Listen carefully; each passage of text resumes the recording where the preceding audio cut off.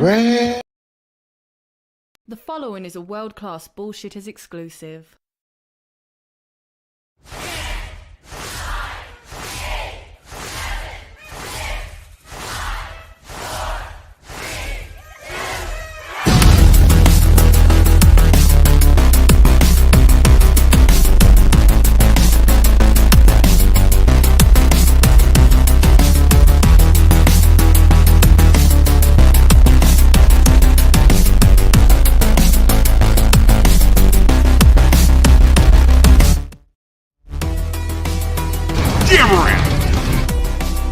Welcome to World Class Bullshitters, the epitome of pop culture. I'm your host, Jeff Hicks, and with me tonight is the Bombay bad boy himself, Big Rig, Nick Utah. Yes, glad to be here on this wonderful Thursday night after a couple of weeks of not being online. So we got a lot to talk about. We got a lot to say. We've come back from a journey, from a pilgrimage, if you will. We're changed men, Nick. Yeah, we're changed men. Yeah, it was a good time. It was a good time. Folks, we will talk all about that tonight. We have a whole stacked show, and we have a special guest because I wasn't live on Tuesday for some family reasons. So let's say hello to the one, the only, the Script Doctor. Hey, I'm happy to be here. I haven't left since Tuesday, so I've just been here for like 2.5 days. Waiting in the lobby the whole time. He's like, anytime Jeff is going to put me online. Anytime now. Put me in, coach. I'm ready to play. Put me in, coach. I'm ready to go. Thanks for joining us tonight, because I thought, since we're going to be talking about Spaceballs 2, the search for Spaceballs, I guess it's the search for more money at this point, I thought it would be fun to have a guy like you on who definitely knows his Spaceballs and, has a lot to say about that. So, folks, Script's going to be hanging out with us for the first half of the show, but Script is not our only other co-host for the evening. All the way from the state shaped like a mitten, from this part right here, say hello to America's stepdad, the one, the only, Dion Green. Baby, boys and girls, children of all ages, I am here. I'm hotter than hot. I'm white hot. I'm so hot, I'm hotter than LA right now, baby. I'm back. Buddy, every time somebody brings up LA in the news, I go, thank God I don't live there anymore. Me too. Yeah, just like I dodged that bullet, and that bullet, and that bullet, and that. In a fire, in an earthquake, in a flood, and I didn't dodge the governor because he's an idiot, but that's a topic for another show. We're not a political show. We're world-class bullshitters. So, folks, we have, like I said, a lot of stuff to talk about. Spaceballs 2, Ballerina review, fun and games, everything you know and you love, because it's all world-class all the time here on WCBS. But before we start tonight's show, hit that thumbs up button to let YouTube know and let us know. It does feel nice to know that you enjoy the show as much as we enjoy making it. And we also have a couple messages from you guys. So let's check in with the audience first before we do our regular stuff for the evening. Our friend Sejorjan, thank you very much, Sejorjan, for your generous super chat. Sejorjan says, the new James Bond video game trailer looks bad. It's like Indians took over for the franchise. What's next? From Mumbai with Love? Punjabi? Those sound like great Bond movies. They get better. Dr. Nan, A View to a Kinnear, License to Marry, and Try Another Day. Dude, Bond is public domain in Canada. I can write those. Let me do the covers. Oh, absolutely. I'm taking a picture of that. That's fucking brilliant. So, Georgian, thank you. Oh my God. Oh yeah, title credit to Georgian, man. Like, you gotta do it that way. Hey! All I'm saying is there's 1.8 billion Indians. Like, he'll be able to blend in somewhere. Probably at an IT convention, but he'll be able to blend in. Oh no, you gotta go. You Only Live Twice, where they just turned James Bond into an Indian. Yeah, and that's it. And then we don't even talk about it anymore. It's just Indian from there on out. Exactly. Nick, I have told you many a times, my plan for world domination for WCBS is to launch in India with you as the face of the channel. It's you and your 3 other friends in India. People would go nuts for it. American filmmaker, hanging out with celebrities, goes around the world. They're going to love you, man. Oh, Ready to be billionaires? Oh, always. We just need Nick to be the face. Nick, I don't know. The conversion of rupees to American dollars isn't as good as you think. Oh, I understand. It's like 100 rupees is like a penny. Pretty much. pretty much. But with you around, we're talking trillions of rupees, enough to make the Legend of Zelda look poor by comparison. Trillions of rupees would be tens of thousands of US dollars. Still achievable. Dion, are you going to turn down an extra 10 grand? Oh, no, not at all. Not at all. No. Nick, you're the face in India. The Bombay bad boy and his 2 colored friends and a white guy. There we go. That's the new name of the show. In the hole. I mean, AI could make us all speak Hindi, and like we could just put all the videos like that over there. So I think we should. We'll talk about cricket and some shit they like too on the after hours stuff. Oh my gosh. We put the world in world class. But, so Georgian, I saw that trailer on launch day when it was that last week before we went out of town, Nick. So last week was a big James Bond week. They announced the Hot Toy doll, the box set came out, which I do have, and Script, if you're a 4K collector, it's a pretty nice set, if I may say so myself. And Nick, you and I have talked about it. Dion, treat yourself. You're a dad. You work hard. Yeah. Get the Sean Connery box set for yourself, my friend. Oh, absolutely. But, so Georgian, the game trailer looked fine. I know this is a low bar, but I went, oh, well, he's white and he looks like James Bond, so at least the game has that going for it. And then they borrowed the Honor and Majesty Secret Service music. They have an Aston Martin, it's the same model, but it's like orange. And he's a kid, though. It's like James Bond Jr., but not James Bond Jr. So if that's gameplay in that trailer, I'm interested. I will buy this game in 2026 because I have I don't have every other James Bond game. I don't like Daniel Craig, anything he's in, including the games. But don't worry, there'll be a mod soon enough where you can get young Sean Connery or Roger Moore or George Lazenby or Pierce Brosnan or Timothy Dalton. They'll always do those skins. Those are great ideas to put in for DLC. Yeah, just make it DLC. I'll spend an extra $20 or $30 to play as Pierce Brosnan. Like hell, if he recorded his voice, I'd pay an extra. I won't say what I'll pay on air for it, but put it in there. I just want to play Pierce Brosnan. You'll pay a lot more than anybody else will. Yeah. If I wouldn't pay I wouldn't pay for WrestleMania tickets. I have a line for James Bond video games, Nick. I wouldn't pay the price of an Omega Seamaster for a James Bond video game. I mean, that's fair. If Pierce Brosnan does cameo, you could just buy a bunch of cameos of him quoting those lines and then just put it in yourself. The only celebrity I'm jealous of is Jimmy Fallon because he got to play Goldeneye with Pierce Brosnan on TV. And I was like, I didn't even know I wanted to do that. And then I saw that clip, and I was like, damn it. Should have been me. Oh, well. Yes, it should have been you. But more than Jimmy Fallon. Yeah. And I would have beat him, too. I'm too good at that game. It's not a flex. It's 36. It isn't. I'm just saying. Just saying. So, Georgian, though, thank you very much. Folks, I'll review that Bond game when it comes out in 2026. I'm going to give you guys a quick overview of the box set for the patrons. And also, Nick and I went out of town like we joked at the intro of the show. We have a mini documentary about the last Blockbuster coming out to you. You're going to see what the whole store looks like. It's one of our Ollie-style store videos, so that's going to be on Patreon. You guys are also going to get a Goonies mini documentary. We went to Astoria, Oregon, the town where the film was filmed for the most part, and it's beautiful. It was picturesque, and the weather was amazing. So you're going to get a lot of nice footage. And Nick, I'm sad we didn't film the 80s prom, so we could have showed him how lame it was.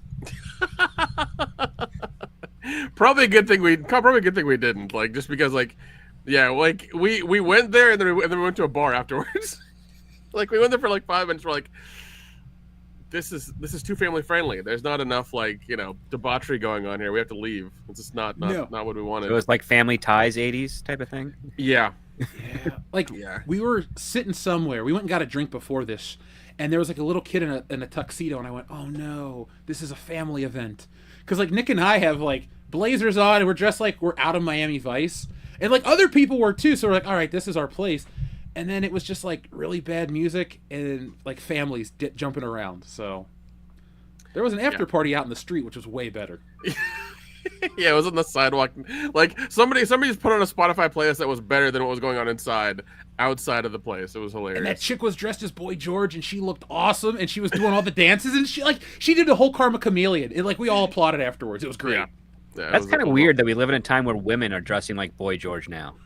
I mean, it's the most 2025 thing. Yeah, it's the most 2025 thing I can think of. And it's June, so there's that too. Yeah. Yes, it is. It's too hot to be wearing leather outside. It's now Summer of Love instead of Pride Month. Yeah. Yeah, man. 2025's changed everything. I wonder why. It's all about the money. But so, Georgian, thank you very much for your Bond titles. Nick, we should, when Kendo comes back next week, we should read him these Indian James Bond titles and come up with more. Oh my God. Here's the thing. If you do make an Indian James Bond and we do get a cartoon, Kendo has to do the bad Indian accent voice for the cartoon. Oh, yeah. Like, that has to be the thing. And then we should like opposite of Fisher Stevens bad, right? Yeah, of course. Fucking Johnny Five. We should have went to that house too, Nick. That was right down the street by that bridge. It was right there. So was Kindergarten Cop. Kindergarten Cop was there too. I'm gonna lose like 5 people watching. I don't really like Kindergarten Cop. It's fine. It wasn't one of his best movies, so. No, not at all. No, it wasn't that good. Cop. Shrubbles08, thank you very much. The word of the day is Schwartz. All right, Debbie's Schwartz Dallas. How Stella got her Schwartz back. Star Wars X-Ray. Ray steals the Schwartz. I don't think she likes the Schwartz. Hot Schwartz Time Machine. Fistful of Schwartz. We're not going to grab any Schwartz on this channel. And Deep Schwartz. There we go. Oh, a streetcar named Schwartz? There you go. Schwartz of the Titans. Schwartz 55, where are you? Brokeback Schwartz. Yeah. Mighty Morphin Power Shorts. Schwartz, a Star Wars story. No Schwartz for old men. Lone Star was a young man. We'll each do one more. Beetle Schwartz. Gone with the Schwartz. Schwartz of the Dead. Dude, where's my Schwartz? All right, Dion, I like that one. That's pretty good. We have All Quiet on the Western Schwartz. Fast Schwartz at Ridgemont High. Star Trek, The Search for Schwartz. Bill and Ted's Bogus Schwartz. Kenny Omega All Elite Schwartz. He's a Schwartz, all right. Terminator Schwartz Fate. Terminator Dark Schwartz. And Metal Gear Solid 3 Schwartz Eater. There we go. We got some gaming in there, folks. I love it. So, folks, keep sending your Schwartz titles in all night long. We will be reading those. We will be laughing at those. And we'll be having fun throughout the entire show. The chat says, Dion, did Dion just say Mighty Morphin Power Shorts? That would be a good Captain Underpants story. Ooh, there you go. Perfect. Your kids of the right age for Captain Underpants or Captain Underschwartz. So when they morph, does the underpants go from like just regular tidy whities to like Power Rangers imbued style patterns on them? Yeah, the diamonds. Yeah, go the diamonds, like lightning and shit. All those ones. I won't draw this, but there's my design input. There you go, folks. Power Schwartz. You don't have to draw a person wearing them. You just have to like draw them. Oh, okay. Just a little line for that. That'd take like 25 seconds to draw some Power Shorts. Tropic Shorts would be a good one, too. So, guys, let me check the notes real quick, because I had something here, and then we'll start talking about Spaceballs 2, The Search for More Money, in just a second. So, we're going to play a quick game of fake news, since we got an email about it the other day. And I only have 2, so it's going to be easier. So, folks, you tell me which story is true, 1 or 2.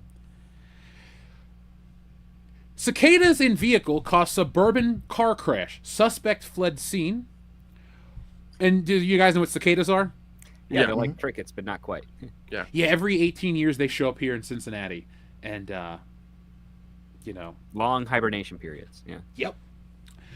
But it's weird. Where I currently live, there aren't any, so I don't miss them. And here's the other fake news story. You have to determine which is real. Full House star Candace Cameron Bure doesn't watch horror movies on television because she believes the TV is a portal that could let stuff inside her house. That's tough, man. I'm going with the Full House one because that sounds ridiculous. I'm going with the cicadas because the Camerons are just crazy enough to believe that. Script, have you picked yours officially yet? Well, I mean, I did lose a relationship to a show that had Candace Cameron Bure on it. Oh, that story a few times. Wow. But I kind of want to believe that because Candace Cameron Bure and another very Christian actress started their own network, which was to counter Hallmark, because Hallmark was going in a different direction. So I kind of want to think the Candace Cameron Bure one is a little real.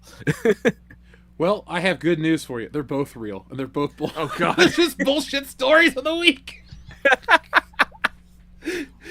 I saw the cicada one. The cicada one's here in Cincinnati. It's just like a big Kia SUV on its side. Apparently, somebody flipped out because the cicada touched them, and they wrecked their car and ran away. So that's the most Ohio thing I can think of. Yes, cicadas don't bite anybody. They're just like, yeah, they're just a nuisance for a little bit. Their heads come off like if you touch them weird. Because in 2014, people would come up to our house and take them off the tree, and they would just pop the head off. It was like a membrane. I was like, ooh. They would find dead ones all over. That's weird. Yeah. Yeah. I'm not into bugs. But there you go, folks. They were both real. I couldn't believe the Candace Cameron one, though, because this isn't the fucking Grudge, or the Ring. It's not going to pop out of your TV and you're going to die in 7 days. Like, I would love to Clockwork Orange this lady and make her watch, like, Dream Warriors, make her watch Friday the 13th, make her watch, like, a sexy horror movie, and be like, all right, Candace, do you think that, like, the devil's going to pop out of my Samsung? No. Return of the Living Dead, be a good one. movie. What is it? Summer Party Massacre? There you go. Yeah. Oh, the Forbin Project. That's a good one. I've There's looked another at that. one. I keep forgetting the title, but it's where an AI occupies a machine and then impregnates itself into a woman so it can become alive. What the fuck is that? I need to know that name. Yeah, I need to watch Johnny it. Depp one. No, this is from like the 70s. Holy shit. Gosh, I keep forgetting the title. I have it actually in my collection. It'll take me a few minutes to find it though. Okay, it can't be Ghost in the Machine, is it? No. That has Karen Allen in it. That's an okay movie. Is it Demon Seed? Yes, Demon Seed. That's the one. Thank you. What? Yep. Demon Seed? Thanatos Demon got Seed. that one. Shout out to you. Let me Thank see. you, Thanatos. So I need to watch this movie. Nick, will you acquire us a copy so we can watch it? Actually, yeah, I'm gonna see. I'm pretty sure they have it like selling in 4K somewhere. Ooh, good. So, script, thank you. Now I'm going to watch a new Nightmare movie to one day try to show Candace Cameron. Maybe what we could do is get her, like, P.O. box and send her a cutout, 1 frame a day. And she's like, what is this? And then she just like, what? And the one is like, you Jeff, finally saw a horror movie. Jeff, that's some serial killer shit. Calm down, okay? Calm down. I wasn't going to cut out a note from, like, a magazine in a chocolate bar and be like, I'm watching you.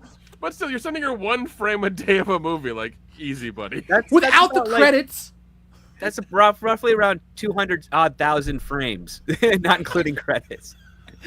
So we can keep this going for a while. Then is what you're saying. Yeah. You sure our Nightmare on Elm Street, Freddy Krueger doesn't show up for a couple of minutes. I mean, in that one there, you could probably pull it off because there's a lot of really bright, cheery shots in that film that you think is because it's a nice suburban neighborhood. So she might actually enjoy that all until you get Robert Englund coming in there, stretching his arms out. What we should do is AI her face onto like Nancy and just send her a video clip of her in Nightmare on Elm Street. There you go. And Dave Coulier as Freddy Krueger. Cut it out. You got to AI her young child face onto Nancy, about age appropriate one. Yeah. It'll be from the bulimia episode where DJ's like, I can't eat anymore. I'm so fat. It's like, what? No, you're not. God, I hated that show. Well, I loved it. Now I hate it. So I never saw it. And when my girlfriend at the time made that joke, like, well, I can't date you. I'm like, well, I guess we're broken up. And then she took that seriously. That's how I was left that relationship and got into my current one. Dang. Dion, you didn't see some shit. Show. It wasn't meant to be, man. It wasn't meant to be for sure. All right, so folks, let's talk about what's meant to be. Well, kind of, I guess. Spaceballs 2 is here. Now, Spaceballs is one of the best. It is the best Star Wars parody. Hell, in my own commercial for my own book, I say the best Star Wars parody since Spaceballs. Spaceballs is the shit. I have not a bad word to say about it. I got the 4K Kino Lorber edition out in the living room. Like, Spaceballs is a personal favorite of mine. So today they announced the trailer for Spaceballs 2. This is the original title, The Search for More Money. And while I have no interest in more Spaceballs movies, this trailer was so good. And if it's going to be like that self-aware and that silly, maybe it could be pretty cool. But Script, since you're joining us tonight as our guest bullshitter, what did you think of this trailer? I thought it was pretty clever. As you said, very self-aware. I do hope they stick with Spaceballs 2, The Search for More Money, and not just Spaceballs 2 or Spaceballs the sequel. Because although that would be funny, I would rather have it be like Spaceballs 2, The Search for More Money, the DVD. Because that was the gimmick of what they did. Like Spaceballs, the VHS cassette tape. Like I remember seeing those ads every once in a while back in the early 90s. But yeah, very self-aware. I'm very worried because Mel Brooks did do the sequel to A History of the World Part 1, which on Hulu. It was absolutely atrocious. There is a comedic writer gap in Hollywood, and it's not by a lack of talent. It's by basically a lot of arbitrary gatekeeping from people. Like they get like bottom feeder comics that are very safe, not edgy, and the ones that were edgy back in the day have tamed themselves down to this day. So I'm really worried about the creative writing team behind it, because for any of you that are Mel Brooks fans and you know him beyond just the movies he's directed, he is actually a really good producer and a good encourager and shaper of comedy, but he doesn't really generate his own material. And when he does, it's actually lesser than the people he works around with, like Dom DeLuise, Gene Wilder. They were huge comics around Mel Brooks that Mel Brooks was able to like put to the forefront. And yeah, when he does stuff on his own, it tends to fall short, sadly, by comparison. His work with Gene Wilder is my favorite. The Producers, Blazing Saddles, and Young Frankenstein. Young Frankenstein, the one that Gene Wilder wrote. Dude. Like all of the jokes that Mel Brooks has stolen since Young Frankenstein are all Gene Wilder's. Like the whole Walk This Way, the Uggs. Now you got me wanting to watch that movie. But yeah, dude. I remember watching History of the World Part 2 on Hulu, and I was like hopeful. I was like, oh, he's back. It's gonna be funny. And I watched like 3 segments, and I was like, this feels like SNL now, and it's not good. No, it's not. I mean, Jeff, I'm going to send you the screenplay that Gene Wilder wrote of Young Frankenstein, because even when you read it, you start laughing because it's that well written. Like you don't even have to watch the movie. I watch and read both all the time. But yes, it's brilliant type of comedy we didn't get anymore. I was begging and pleading to the world, like, oh, please, History of the World, be it good. They didn't have any good jokes about Lincoln or Lincoln's son. They got Kunan Manjani, who's trying to pitch the Kama Sutra and soup, which was like the dumbest conflict joke ever. Yeah, I saw that and I was just like, this is like an SNL skit. This is exactly what it is. They got SNL writers on a weekend to write them, a segment, and this is what happened, and like it's not good. Yeah, Kama Sutra and soup. I'm like, yeah, I watched it. I was just like, this is what you got. This is all there is. Like, come on. And they did nothing with Jews in space. Yeah, nothing at all. That should have been the opening. Jews in space. Come on now. Yes, if they're gonna do it, you got to go all in. Yeah, they weren't. Oh, some Karen on Twitter. Oh, it's so offensive, lady. You haven't seen the first movie. Thanks for playing. Like, it's the lowest common denominator that ruins comedy because everybody's upset about some shit. So, yeah. Dion, you're a Star Wars guy. We've watched Spaceballs together. What are your thoughts on this? I don't think I like it. But it's it's happening anyway. One tidbit of, I guess, cautious optimism is, the trailer was on, Amazon MGM Studios. Amazon is the flip of a coin, right? So it could be a unrealized or a sudden success in terms of it actually kind of being funny. So I'm open to it, I guess, since we're getting it anyway. But yeah, to the Doc's point, Mel Brooks isn't well known when he's doing it himself. So I enjoyed seeing Mel Brooks. That was something I'm like, oh shit. I mean, you old, but you were involved. That's something. Shit. I liked the Roadhouse remake. Jessica Simpson can't rap. I want justice. Well, I want justice, and hopefully they don't. Hopefully it doesn't look how Happy Gilmore 2 looks now, or it's just a bunch of member berries, which I think again to your guys' earlier point, everyone is very scared to do a comedy now, and even though it is Mel Brooks, it's like, hey man, it's 2025. We've kind of been stuck in this thing where it's either safe and not far enough, or it's so far in left field trying not to be safe that they forget to be actually funny. And yeah, I'm worried. I'm worried, but I love Spaceballs. I guess I'm willing to give it a shot because who knows how much money Amazon's paying to get this shit. But I just hope it doesn't. I just hope please don't be terrible. I'm hoping for 2 jokes. 1, to make fun of streaming and day and date. And number 2, to make fun of the fact that Star Wars Rogue One ripped off a gimmick from the original Spaceballs with the whole shield around Scarif thing. Oh, yeah. I haven't even thought about that. Yeah. I mean, we'll see, because yeah, I think somebody in the chat said, he's 98 now. It'll be 100 when the movie comes out, and like, will he be around for it to be done? Is the real question here, because the man's 98 years old. Yeah. So should we take a Dukes Brothers bet? I don't want to bet money on it, but like, do we want to just see who's right? Because it's like, hey, he would laugh his ass off at this thing. Okay, I'll take the bet that he doesn't make it to see the premiere. Okay, I'll take that he will. All right. I think for a joke, Mel Brooks would fake his death just so he could show up on the red carpet. Because he the last movie by Mel Brooks, and then it's like, and then Andy Kaufman. He's like, "This is how you do it, Andy." Oh my god! And then he has a heart attack on the red carpet for real. I mean, he's the final product. Yeah. Hey, if it makes it a success, other studios have done it.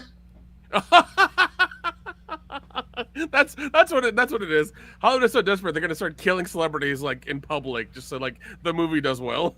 Nick, that's our next. WB got an Oscar. I don't see them complaining. Yeah.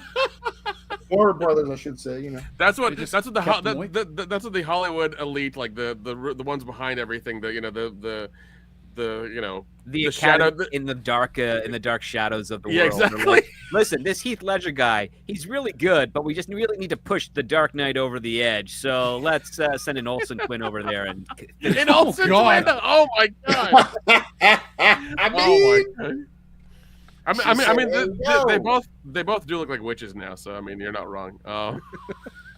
That you ain't wrong about that. That's for damn sure. 2 witches that are angry about something. Their fashion career is taken off to be billions of dollars. Yeah. Oh, we're so rich. Fuck. Hey, man, never poor. Oh god, but like they're mad about the little Ugandan guy that got away. But their sister, who's in the MCU, is way hotter and probably more interesting to talk to. Yeah. I mean, I'd love to talk to them about all the crazy coke parties that ended up costing us Heath Ledger. They probably don't remember them, Dion. They're just gonna be like, "Yeah, we were there. That's all we know." Listen, that was like 2008. What do you want from us? That's pretty much what you'll get. Listen. Diddy's got the recordings. They're somewhere in in the tapes. It's fine. The Fappening Part 8, the Diddy tapes. I mean, everyone here would watch him. Don't lie. Yeah. Then you just the subtitle is Diddy did it. Diddy did it. Diddy did that shit. Oh my gosh. But yeah, Spaceballs 2. I mean, I'm gonna watch it, but it's probably not gonna be that good, to be honest. Like I want it to be, but even the cartoon he came out with, I think that was also the sequel. Yeah, because that was a sequel. It was like the cartoon because John Candy had died and he had a couple of the people who'd done the voices for it and everything. It was not good. Like it just wasn't. I remember watching the first few parts of it, and I was like, "This is not funny. It doesn't make any sense." I mean, he's done a part 2 before. It just flopped, and it was a long time ago. So, I don't know. Now, in terms of someone in the chat asking about the actors, we have Bill Pullman and Rick Moranis set to reprise their roles as Lone Star and Dark Helmet. This comes from Deadline. And then Keke Palmer, she's going to be in the film as well. So I don't know if she's going to add anything great. She could say we ain't found shit in space. Like, I'd laugh. But I'd also feel like it's a ripoff. Kind of like an Alien Romulus when they said... Is Daphne Zuniga going to come back? Because, like, she was great as Princess Vespa. I liked her. I like her, too. She was the better girlfriend on Family Ties as well. Oh, God. Keke Palmer, no. I know, What do you bet, like, Jane Lynch is going to voice Dot this time? Because John Rivers passed away. Maybe Dot Matrix lost her ability to talk, and she just goes like this the whole time. Then I'd be into that. Oh, jeez. You know they're going to do, like, a BB-8 parody of some kind. Where instead of a beach, maybe it's a No. It's going to be BB-8, but he's going to have 2 balls. It's going to be 2 balls. It's going to have 2 balls. I just want to watch BB-8 get kicked off the screen. Like, boom. And that's it. I hope this movie goes far enough, because Star Wars has become a parody itself, and so a lot of people are like, well, what can you do to make fun of it? Just watch it, and it's a joke. And we also have to remember that, like the trailer said, there's been a sequel trilogy, and a prequel trilogy, and a prequel to the sequel, and a sequel to the prequel, and all these other things. And it's like, what if they just decided to make fun of, like, crappy CGI yogurt, and just made fun of the prequels from, like, 20 years ago? That would be weird, interesting, but I think it would, like, lose the point. Because Spaceballs isn't, like, biting satire. It just makes fun of, like, the most obvious shit from Star Wars. I hope they follow that route again. Yeah, it's also a broader parody than a direct one, because, like, the plot to Spaceballs is not the same of any Star Wars film at all. It's literally evil empire stealing air from a planet. Woman, princess wants to marry someone someone she loves, as opposed to be, bought off by a yawning prince. If the sequel has a plot that is very distinct from any of the other Star Wars films, I think it has a better shot at doing well compared to something like those date movie guys who basically killed the parody franchise were doing. Those were the worst. Oh, dude. God, yeah. Oh, yeah. Well, I mean, they tried picking up the torch after the Wayans brothers, and they couldn't do it, so they couldn't hang. No, they were literally started out as coffee getters, and then when the studio kept on wanting to make more parody films and the Wayans turned them down, those two guys said, we can do it. We learned everything to know about the Wayans brothers. And it's like, you can't just be getting their coffee order and learn how to write like Damon and Keenan Ivory Wayans. You actually have to have some talent. No. But they got like 6 or 7 movies out of the studio for that. And, props to them for doing it, but holy crap, was it bad. There's a parody documentary of those guys on YouTube, which is brilliant. Oh, God. Friedberg and Seltzer or something like that? Right? Yeah. Oh, jeez. There's even a documentary about, like, the Sharknado stuff and how that came to be. Do you think that this Spaceballs will finally get merchandise? Because that was the caveat George Lucas had back in the day. You can make the movie, but no merchandise. So we've never had Spaceballs toys or anything official like that. Do you think this time they will, because Disney won't give a shit? Disney's gonna give a shit. They're really gonna give a shit. Are you kidding me now? George Lucas had like a handshake agreement with Mel Brooks. It's fine, but Disney would go in like the moment they like even think about like doing a yogurt like action figure, the lawyers are gonna be right up Mel Brooks' old ass immediately. Yeah, this is why they did it. It's for the merchandising too. I mean, I'm sure obviously word of mouth is part of it, but definitely they want to sell some toys. I want to buy Dark Helmet action figures. Yeah, Just, I want a Dark Helmet doll with a tiny Dark Helmet doll. That's what I want the most. That'd be good. Shit, man, they could make Colonel Sanders. They could make Prince Valium. Anybody from the first Spaceballs movie, I'll buy them all. I don't give a shit. I've always loved that movie. So, dude, sign give me up us for that. Give us the Winnebago and the figures. Yes. That's all we want. There's the Eagle 5 coming in for a landing. Yeah. Truth to be told, I want Spaceballs the toilet paper. Yes. I want Spaceballs the flamethrower. That's what I want. If you really want Spaceballs the lunchbox, you could have it. It's just a Transformers lunchbox with the word Spaceballs put over the top. Right over it's top Optimus of it, Prime. Yeah. That's awesome. Well, Which plays into the Family Guy skit. there's a 'cause he's lot of Jewish. black market Spaceballs stuff out there that I think Mel Brooks technically runs, but he doesn't let anybody know because I've seen people wear Spaceballs the T-shirt before, and it looks really well made. It's just Well, Mel Brooks just runs an Etsy store I like with somebody else's name. It's like I like baseball stuff. It's done really well. Karen Parker. Okay. Dude, I ripped off Spaceballs the merchandise for stealing Solo. They're stealing Solo the shirt, stealing Solo the hat, stealing Solo the box, and then for the next one there'll be stealing Solo the something else. Because I figured we're never gonna get Spaceball merchandise, so why not parody that? You can do stealing Solo the maxed out credit card. There we go.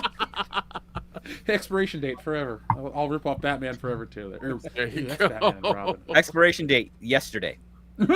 Yeah. There we go. So, anything else you guys think about Spaceballs 2? Like, without John Candy, this movie's definitely have a big hole in it. But we're getting Rick Moranis back. We're getting Lone Star back. It's if Josh Gad plays like the son of Barf, I won't watch this movie. Yeah, That's what's gonna happen. That's probably what's going to happen. You have to pay the son of Pizza the Hut, because that way we don't have to actually see him. Yeah. He's gonna be son of Barf. He's gonna be son of Barf.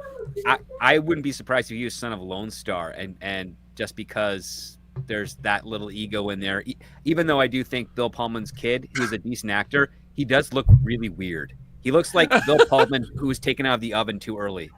Yep. God. I mean, I agree with The that. Pullman. I'm not a fan of Josh Gad at all. I think he's fucking insufferable. Yeah. He's just not funny. Like, he got really over with all the people because of Frozen and that crowd and the adults that liked Frozen. That's fine. I ain't watching that shit. But I've seen him in other stuff, and I'm like, oh, it's that guy. So hopefully, like, since he's writing this movie, I believe, hopefully his writing isn't as annoying as his performance, because I need this to be a win. Spaceballs is perfect as is. Adding more to it and having it shit the bed, you just ruin it. But the best person to play a Barf relative would probably be Dan Fogler. Yeah. I love that dude. He played Francis Ford Coppola brilliantly in The Offer. He was one of the only funny things about Balls of Fury, the ping pong thing. And he was also in Fanboys. Yeah, I think they should get all the Fanboys cast in Spaceballs too. I think that'd be pretty funny. That would be great. Where has Dan Fogler been? Where the fuck has he been? he did Harry The Potter. Offer like 2 years ago, but he's been working on some other smaller stuff around. Okay. But He was dude, in the Goldbergs. he's in the Goldbergs. God, it freaked me out how well he played Coppola, because it was like looking back in time. He just shit. nailed that. I've always liked Dan Fogler's roles, but Fanboys, man, that just steals the cake. You ever seen Take Me Home Tonight? Yeah. I gotta check that one out. It's 80s style cheese with Eric Foreman, but I like it. It's one of those, have a couple beers, watch it, enjoy the soundtrack. Yeah. Yeah, it's not Hot Tub Time Machine, but it's pretty damn good. Yeah, I hope all these Spaceballs quotes makes me hope that we get a couple nice, quotable, memorable lines in the new one, but it's going to be hard to top it. It'll be 39 years by the time, or it'll be 40 years exactly by the time the new one comes out. And think of all the people that have passed away or haven't really experienced Spaceballs. Like, is this going to be theatrical or direct to streaming? You It's guys know? in theaters only. Oh, okay. I really am hoping that they make a direct-to-streaming day and date joke. Like, what? It's the latest invention, sir. It's also streaming live on HBO Max at the same time as it's in theaters. It's like, how's it going to hurt our box? That's going to hurt our box office. Too late. Script, I wish you were just writing Spaceballs too. I'd be okay with that. Me too. Yeah, I'd love the paycheck. Yeah, I feel like I feel like you're qualified and would actually make it funny. So I will definitely review this with you guys when it comes out. We'll review Spaceballs 1. That's the name of the ship. I will write one line in there for Tim Russ, and that is, "We did find shit." There we go. Or we found that shit. Yeah, exactly. I think it should be Dion in that role. I can dig it. No, it's funny because I saw a video of Tim Russ online. He's like, hi, it's Tim Russ from Spaceballs. The only thing I'm famous for, and I'm like, no, not really. I didn't even know that was his name until tonight. Yeah, but it was one of those things where like I saw him and like I saw that in a video. I'm like, dude, everybody knows you from fucking from Star Trek, from Voyager. Calm down. Oh, a lot of people he did a parody video of that too, where he talked about his extensive career. But who do they know me as? We ain't found shit. Yeah, exactly. I was like, nobody really knows you like that. Calm down. Well, maybe they'll cast everybody that's still alive. Bring them back. Hopefully. Yeah. So anything else in the chat you guys wanted to talk about Spaceballs? We're going to check in with you guys. We only have script for a little while tonight, so we don't want to hold them up too long. But hopefully this falls into the Beverly Hills Cop 4 territory, where it's good and I enjoy it. Yeah, well, I mean, we for these things we always hope it's good, but we've kind of been hurt by a toxic X too much, so we're kind of just like hesitant to go back. It's like it's gonna be shit. Let's not do this. I hope as long as Amazon did with as long as they did what they did with Roadhouse with Spaceballs, I'll be happy. Don't do Roadhouse. Don't do Rings of Power. Oh, wait, cast Jake Gyllenhaal? I mean, cast Jake Gyllenhaal and everything. I don't think it would help or hurt it. It would just be another Jake Gyllenhaal. Well, Prince of Persia called and said, slow your fucking roll, But I forgot that movie even existed, Dion. So let me go back in time with my sand, and I'm pretty sure Jake Gyllenhaal would want you to forget that movie existed. Yeah, because he was in brown face. He He just had a tan face. See, they just made his hair longer and he had an accent. It's not the same. Yeah. I think we should start a poll to try and get Harrison Ford in the Spaceballs sequel. Oh my god. Dude, yeah. He would do it. He's like fuck the MCU and fuck Indiana Jones. I want to do this. I think we need to just give him the Stealing Solo movie, guys. It's time for that. If only we could beat that to market. I mean, if we could get him, if we could pay him, we can make Stealing Solo the movie in a weekend. Like that's how easy that movie is. We really can. We really can. Get together, give me a script for Stealing Solo and sell that shit to Amazon. I should actually try that. Like, hey guys, hey, I got the thick comic book. Would you like to adapt it to live action? I'll be here for emotional input. Yep. It's the cheapest Star Wars parody ever. You need a basement, the guy that was in it, and 4 other actors. I don't want to be in it. You know what, Jeff? We have enough connections where we could probably reach Harrison Ford and be like, come on, man, give us a chance. I don't even think we'd have to beg. It's like, look, you want to kill Han Solo again? And you want to work for 4 days, just 4 days, and all you do is sit down? Like, that's it. Yeah, like, there's one part where you're going to have to run out of a garage door and tell us to fuck off a couple times. Like, well, yeah, no, we'd have to take him to an airplane hangar to shoot his fight scene where he beats you up. Okay, that's that's easy to do. It's fine. We could do that. It wouldn't take long. I did, after watching this trailer, though, I did tell myself that I promised that I will get Frankenfisher out before Spaceballs 2, because I have a feeling that there might be a couple, like, I already have my story written. I don't know what their story is, and you guys don't, because the trailer came out today. But I don't want it to be like, oh, you copied this movie. It might be one of those, like, Deep Impact Armageddon things where they come out in the same summer. So, to avoid that, I'm going to say fuck Christmas 93 for next year and do Frankenfisher, and that way I can be done, and I can say, hey, I got a whole Star Wars parody trilogy out before Spaceballs 2, and did pretty well. So, well, there you go. It's a good goal to have. Yeah, I did a whole page today, did one last night. I'm on this cycle, so I figured, fuck it, let's just get all these done, and then we'll enjoy the animated series. Oh wow, that'd be awesome. Well, Nick, you'll be a cartoon. You're already in everything else. That's true. Dude, being a cartoon is awesome. I'd live it every day. And you're perpetually young. Yeah. and I can grow a beard in a second, just like that. The fuck? I can shave it off, and then, if I need it back, there we go. Right what That's even more impressive than Dion's beard growth. What the hell is that? Oh, shoot. You'll have to hang out with us more on a Tuesday, Nick. You'll know all about that. Yeah, I'm about to say, I was just like, he's just screwing out of this avatar. I'm like, what's going on? Oh, yeah, okay. Jeez. One day we'll do another like YouTube community comic cover, and it'll just be some random like white silhouette with a beard and glasses waving in the background. Like, oh, there's Script Doctor, you made it. Oh yeah, like no, put me into a pose like the James Bond silhouettes where you just see the outline. Yeah, just do something like that, but just my glasses. There you go.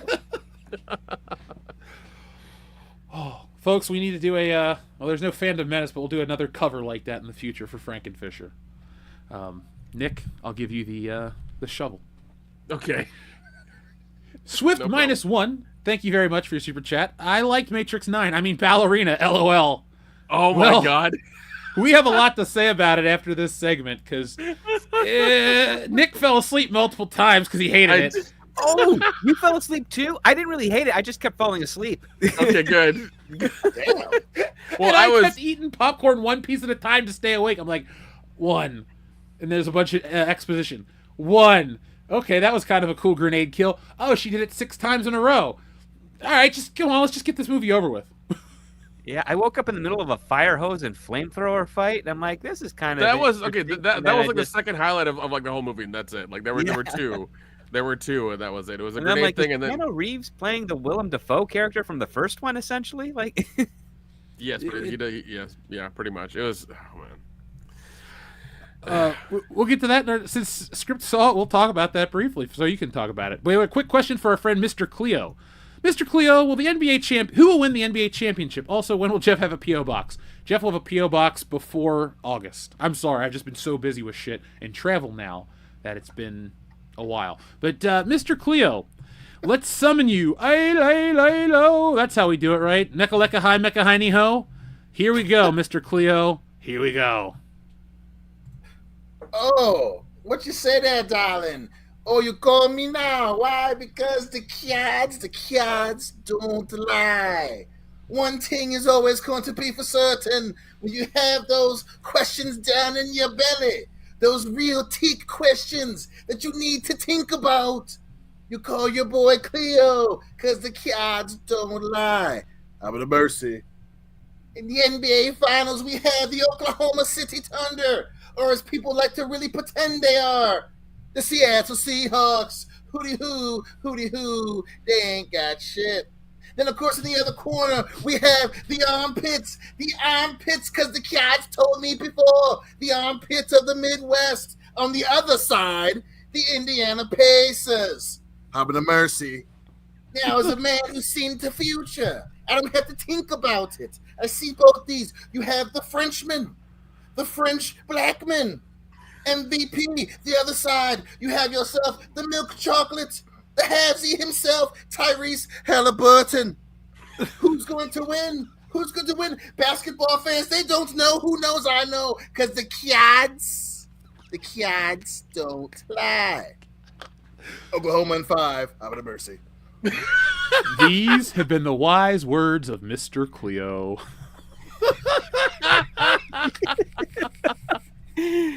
Oh, the level of commitment never ceases to amaze me.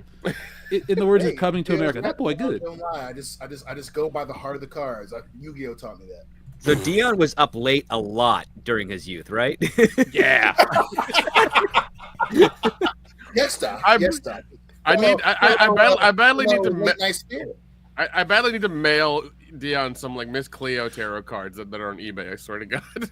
I was thinking the whole time you were doing that skit, I should make a tarot card Mr. Cleo T-shirt, just like in Live and Let Die. Oh my God! How the back was like 007 red and the front was that shit. A deck of Mr. Cleo tarot cards would be great. Dion as the lover is just like 2 white women. I mean, no. The cover that card is two white women, and Dion's in the cuck chair with a cigar. He's like, all right. The kids don't lie. That's a good callback, Nick. Jeremiah Hembry, thank you very much. He says, "What are your thoughts on the new Wonder Woman movie, and who could you thoughts on the new Superman trailer? Or what were your thoughts on the new Superman trailer?" I didn't know there was a new trailer. It's the official trailer, apparently. Like everything else has been classified as like teaser trailers and whatnot. Yeah. Well, really? Shit, I gotta watch it when I go off the air because I'm looking forward to this movie. I bought my tickets already. It looks really good. There is some comedy in it, but it's not as close to like Guardians comedy. It's a different style, and there is a fun cartoon versus comic book versus live action balance to the presentation. I was like, we have not seen a Superman like this in live action before, and I think it's going to fill a big void in a lot of people's hearts when it comes to this type of story. That's the sense that I got from this. I couldn't imagine if Superman was cool again. Well, I mean, it definitely seems like it. For me, this trailer was the worst of the bunch so far. They did the thing that always worries me. They gave a lot away. Obviously with the new trailer, the big thing now online, people are laughing about the CGI because he socks what looks to be a Kryptonian. We'll see what that means, but they James Gunn still did the thing I don't like with giving so much away. Like I said, I think the other ones are better. They did show it's a little bit more of a smart ass Superman. So we'll we got to see this. He's doing like a spin attack of heat vision, and him and Crypto are fighting what looks to be other Kryptonians. So I think they did a little bit too much. I am excited to see a more wisecracking Superman. They did, they showed the apparently a bit where he's talking to Lois and she knows who he is, and he starts yelling at her and shit. So I think we're seeing more of a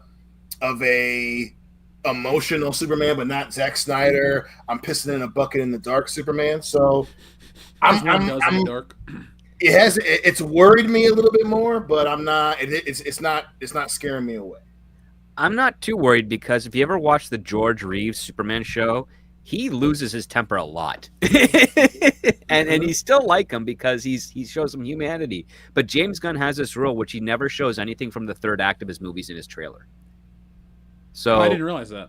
Yeah. So unless he broke it this time, I'm looking at this and I'm thinking, you know what, this could be really cool. And if we have a Superman movie with a lot of heart and a lot of actual action that can finally be accomplished, I think that's going to be a great first too, because we haven't had that before. The technology just hasn't been there.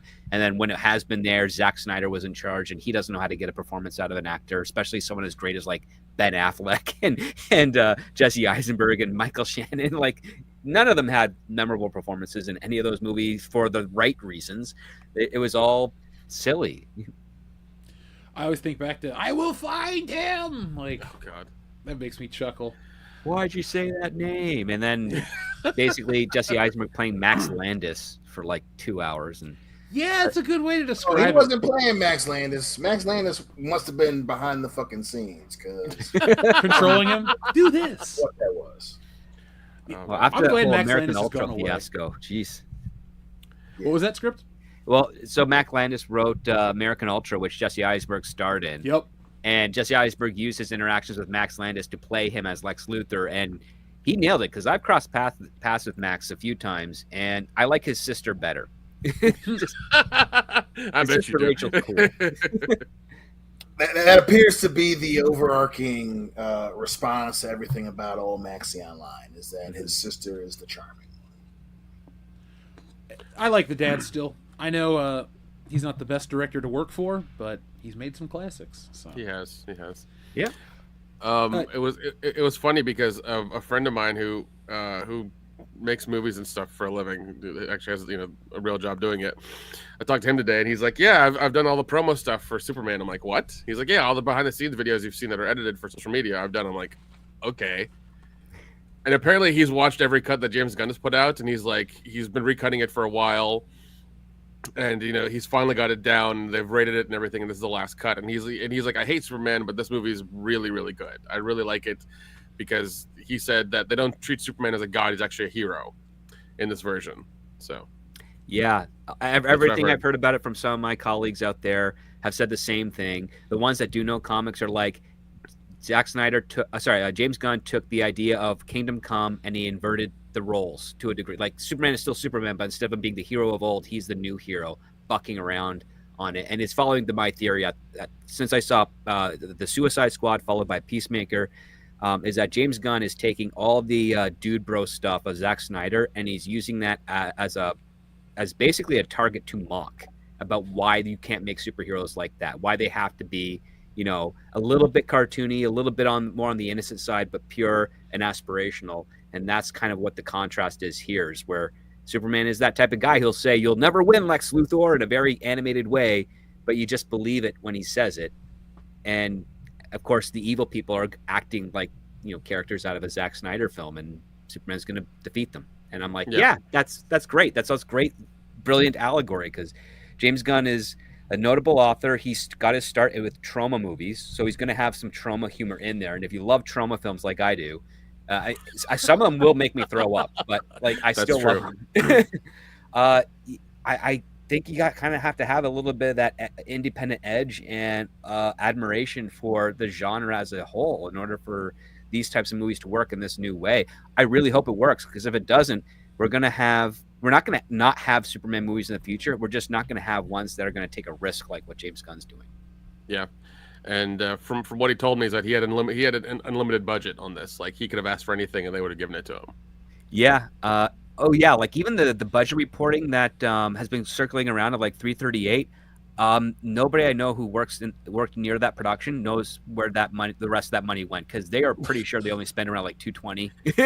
Okay. They're like, we don't know where the other 138 went, but the tax filing says we did that, and it's like there might be some good old Hollywood accounting math, because Cincinnati and Cleveland has some pretty decent tax credits. So if they manage to roll in some other productions under a Paramount or an umbrella company inside there to get a higher tax credit back on that, they can put towards Superman and maybe some other stuff that they're shooting at the same time. It is above board. It's not exactly ethical, but it is legal. Mm-hmm. That might be what they're doing there. We won't know for certain, because even with the tax filings in the US, there's only so much you can actually uncover from a publicly traded company. So it's going to be curious, but I did find it kind of funny, because some of the same people that told me how much the Rise of Skywalker actually cost like years ago are the ones that are like, yeah, we do not know where this 338 came from at all. Well, that's wild. Now, let's see. I'm gonna read the second part of the super chat, and I'm gonna make sure there's nothing for script before we jump into the Ballerina 2 talk, because Ballerina talk, because I want to hear what you have to say, because Nick and I, it's just gonna be like, hey, what a waste of time. Damn. Yeah, dude. Wow. That is not what I thought you two were gonna say about it. Yeah, I was hopeful. I was hopeful as well. I was hopeful, but I tried. Goddammit, it just didn't work out. Now, what do you guys think of the new Wonder Woman news? They have announced that they're working on casting Wonder Woman, or they're making a new Wonder Woman movie. No names are attached yet. I've just seen a bunch of pictures needs to be Wonder Woman. Sydney Sweeney needs to be Wonder Woman. Right? I think she's hot, but the women that people are like fan casting are equally hot and look way more like Wonder Woman. So I'm like, cast them. Yeah, Sydney Sweeney should be Black Canary, because fishnet stockings, bustier, give her a domino mask, and her having shots with her mouth wide open.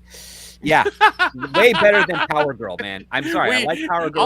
All of a sudden, I know Script very well now. Yeah, he's you. We all got a little script doctor in us. I mean, specifically to the doc's previous point about budgets, the only thing that I'm thinking in terms of Wonder Woman is Superman better be really good. Yep. Yeah.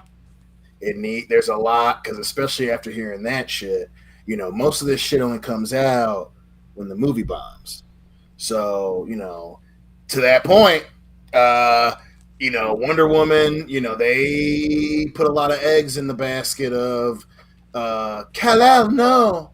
So if and eggs are appropriate, because that's what's on. That's Gal Gadot's bra size. It's just a pair of eggs. God damn. Don't get me wrong. She has a gorgeous face. Like, I could stare into her eyes and smile like all day. But same.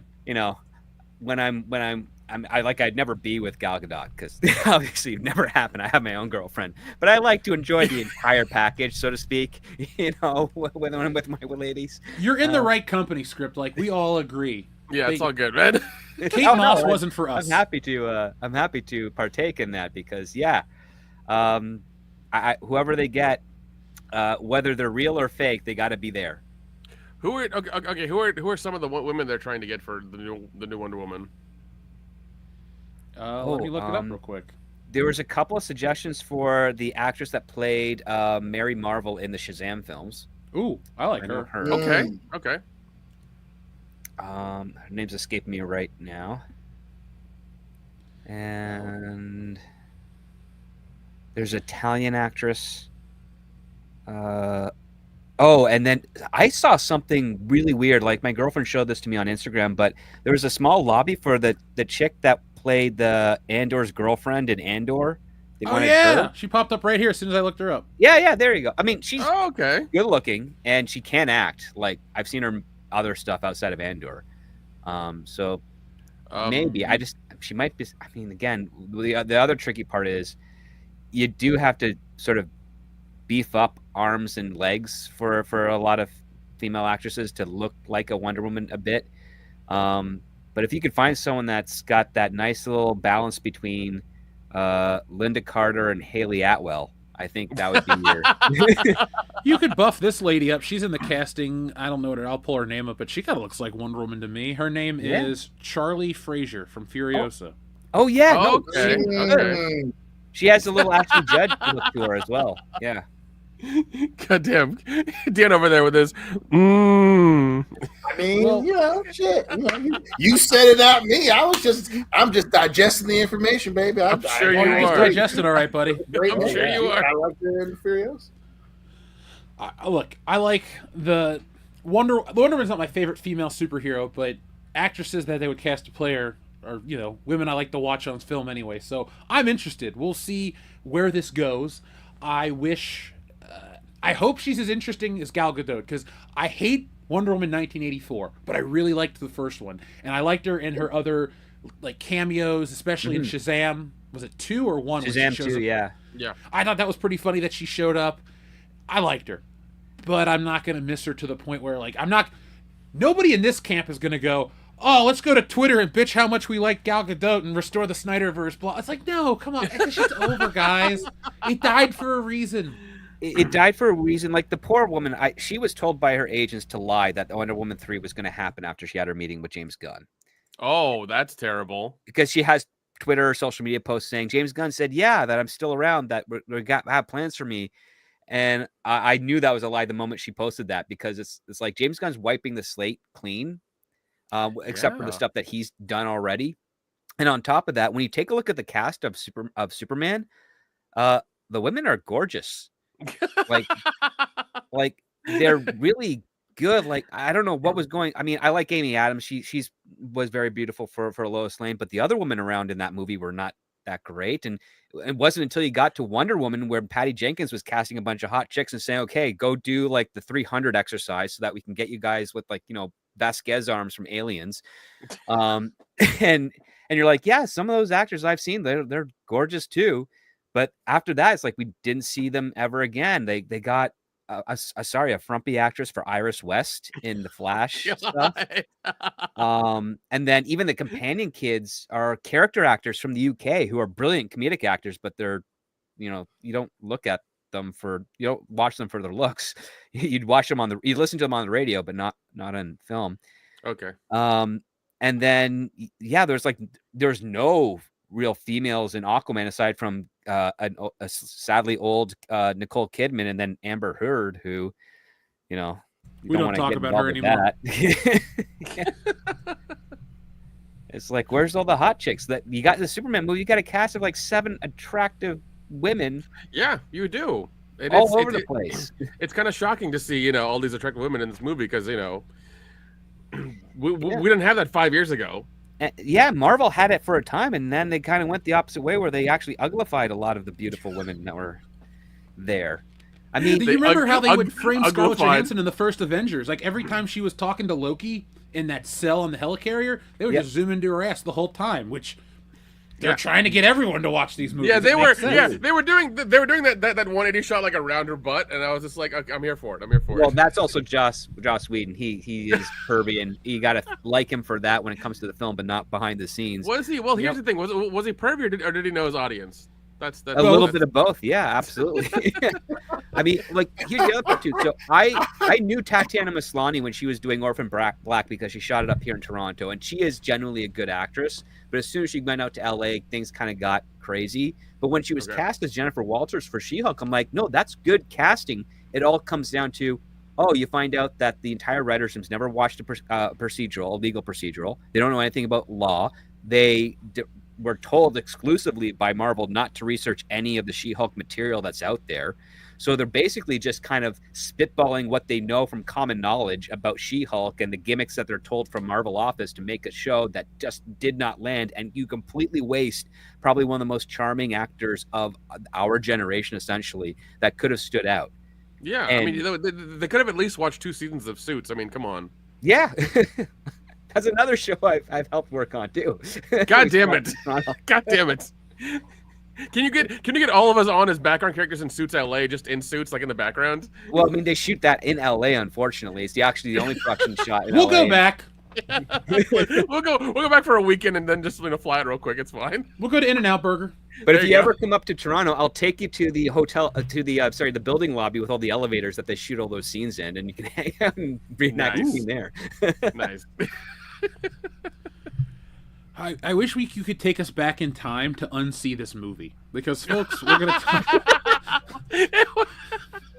It was so dumb. Like it was okay. It was dumb, but it wasn't that bad, Jeff. It was dumb. I will 100% it was dumb, but it wasn't that bad. How would you know? You slept through part of it. It was okay. What is the runtime of Ballerina? Let me check what the runtime is. 2 hours, wasn't it? 2 hours 5 minutes. Yeah. Okay, it was 35 minutes too long. Yeah. So, the plot is essentially like a John Wick movie, but with Ana de Armas in it. And if you like that, then you're probably gonna like. If you like that sentence, you'll like this movie. I didn't dislike this movie to like where it was. It's not Madam Web. It's not one of these rah-rah girl power movies for people out there that are worried. It's not that kind of stuff at all. It's just, it's tons of exposition. It's really long. And I guess if I'm going to be critical, they like overuse certain tropes all in a row to the point where you get tired of it. Like, she kills dudes with grenades, and that's cool, right? Mm-hmm. But like, it's 6 kills like in a row over a wire. You're like, all right, another grenade kill. And they're all... It's like wasn't as innovative as like in John Wick, when he's down in the catacombs and he's like shooting dudes in the eye and he's flipping around and doing this and doing all this other crazy shit. It definitely felt like lesser, like they're trying to build a franchise around her and they can't do any of the cool shit until the next one. And that, I hope there isn't a next one. If you want to see an unofficial prequel to the Ballerina with Keanu Reeves and Ana de Armas in it, it's called Knock Knock. I've seen that. That's we saw that. Yeah, we did. We saw that in LA. We saw that in LA, Jeff. Dude, we saw it at the New Beverly Tarantino's theater, and Eli Roth and Colleen Camp were there presenting it. Yes. Yeah, they were. And they were telling us all these Ana de Armas stories and how great Keanu Reeves is and all this shit. Apparently, all that nice guy Keanu Reeves shit broke on the internet when he was making this movie, and Eli Roth says, like, you gotta run with it, dude. It was the story that he like bought. It was the story that he gave all the Matrix money away or whatever. He's like, just run with that, dude. we had a good laugh. It was best thing he ever did. Best thing he ever did was run with that. Now, did they dub Ana de Armas in this film? I feel like they did. In the beginning, they did. Yeah, okay. You could tell. For sure. Yeah, they did. But also, like, I fucking hate Norman Reedus, like, with a passion because of Walking Dead. I fucking hate him. He always looks like he smells like a dirty hippie. All the goddamn time. Take a shower, dude. Yeah, like just go take a shower always, or shave your fucking head. Like, nobody likes you. God damn. Yeah, like he needs to go make like 18 biker movies and just like keeping that side of the room. Like, yeah, I just don't care. The only good thing he did was Blade 2. That's it. As soon as you didn't like the Boondock Saints, Nick? It's okay. That's how I feel. It's just okay. Yeah, I just don't. You like are it. my brother, aren't you? just seeing him for those, I think, like 8 years of Walking Dead every fucking where just pissed me off. Like, I just don't care. You can go fuck yourself, dude. Good for you. You were popular for a minute, and now nobody cares. They showed the trailer for Death Stranding too, for the movie too. You didn't like that? Good for him. I'm glad he's in a video game where he doesn't really have to do anything. He doesn't really have to act, with any talent. It's fine. But Kojima just yells at him in Japanese. Pretty much. Because I mean, he's in this movie for a few minutes, and it's not a big deal. It seems like everybody has that John Wick capability of like flipping guns around and shooting people behind them, like while doing a backflip. It's great. It's awesome. Yeah, like Anna de Armas was fine. She had like a few lines because she's just playing that John Wick character of being the strong silent type, which is okay. She did good with a lot of the physical stuff. She once again, like Jeff said, she wasn't girl bossing. She didn't take down a guy like twice her size, whatever. She did get beat up a lot. She did get tossed around a lot. She did get knocked down a lot. So it was very like, somewhat realistic. But some of the exposition dumps were like too fucking long, man. I swear to God. There's the one that Winston Scott does when he first meets her was just like, you could cut this down by half. Everything that the Chancellor said or talked about could have been cut in fucking half. Yeah. It was just so much, man. Like, you're trying to do this like, elegant dump of these things of like, oh, these ballerinas and this and the other. I'm like, no, we know basically what it is already. Like, just go into it. And showing her doing the training was fine, because I guess because of Star Wars, you have to show them training, or else it's not believable. So it's fine. He did that. It just wasn't fun. It just was it felt like a procedural movie, and it was not fun. It could have been cut. If it was a solid 90 minutes, it would have been fine. Would have been less harm to my brain. Well, it was supposed to be, because I've had the script since 2017. Oh, good for you. It's 99 pages, but then Derek Kolstad got involved, and because he did like Falcon and the Winter Soldier and all the other John Wick films. Oh, okay, that explains. And, yes, and he pretty much padded it out. I like separately, I think the fight choreography was good, but it follows this model that's been taken off since the early 2000s, where it's literally really just one stunt guy at a time going after your hero. Yeah, and that's boring.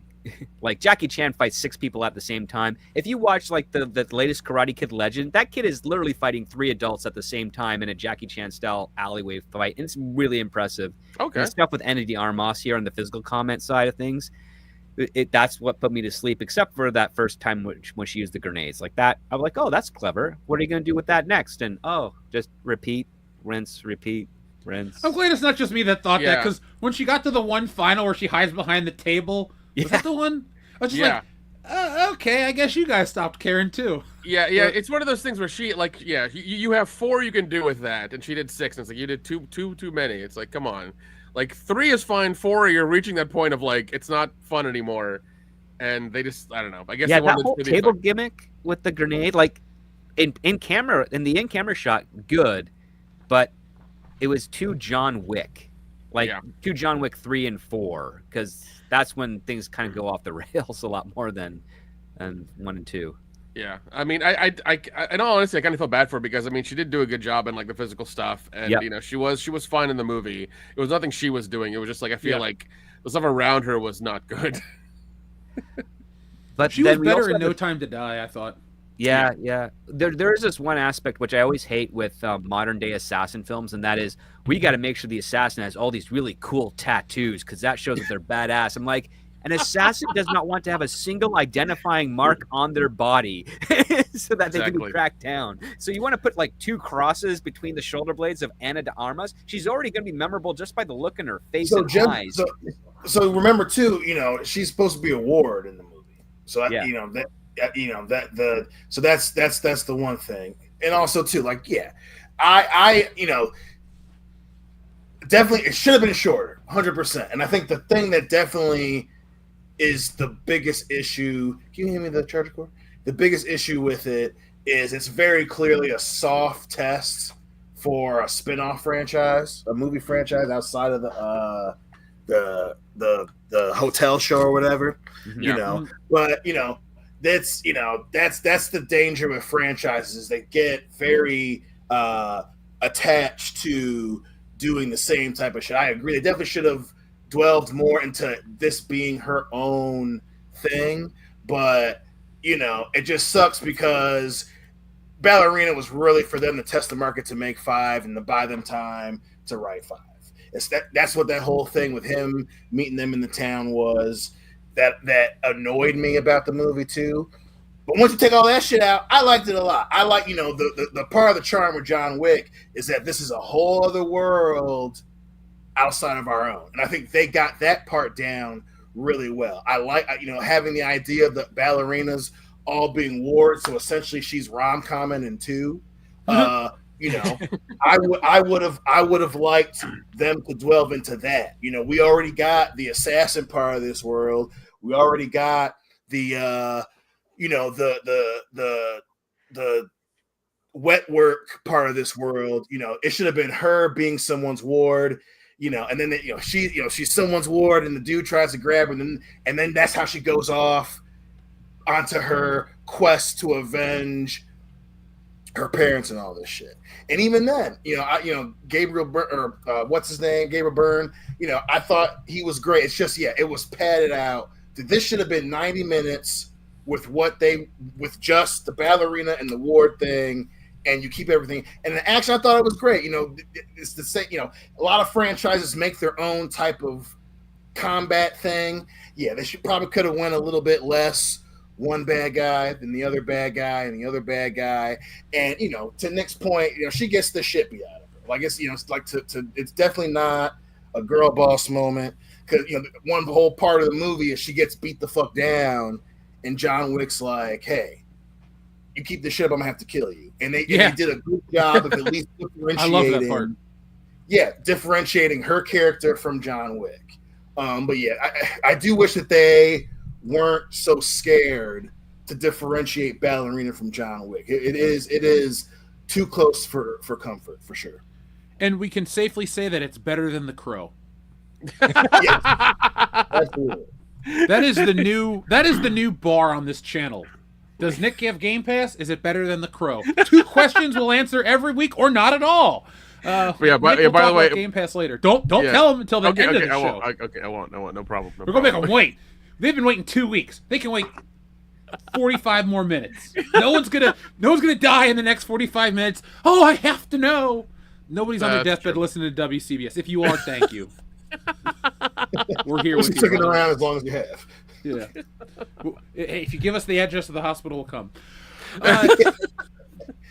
No, the movie kind of is underperforming. According to the internet, it made $25 million on its opening weekend, and that's getting some people kind of concerned. So, Script, I know you got to hit out of here in a second. Anything else you want to say about Ballerina? Valiant effort.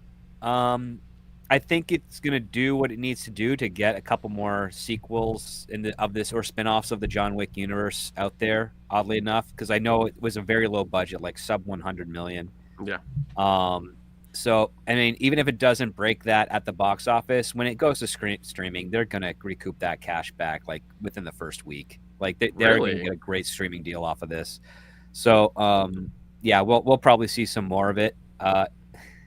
It's just going to get more ridiculous with every spin-off and sequel, boys. I just can't help but say that. So I hope you want to. World of franchises, man. World of franchises. Well, I mean, like that's what happened with Sinners as well. Sinners did so well over a long period of time that they're wanting to make 10 movies out of it. And Ryan Coogler's like, I'm done. Like I did one, I'm out. That's it. That's fine. So.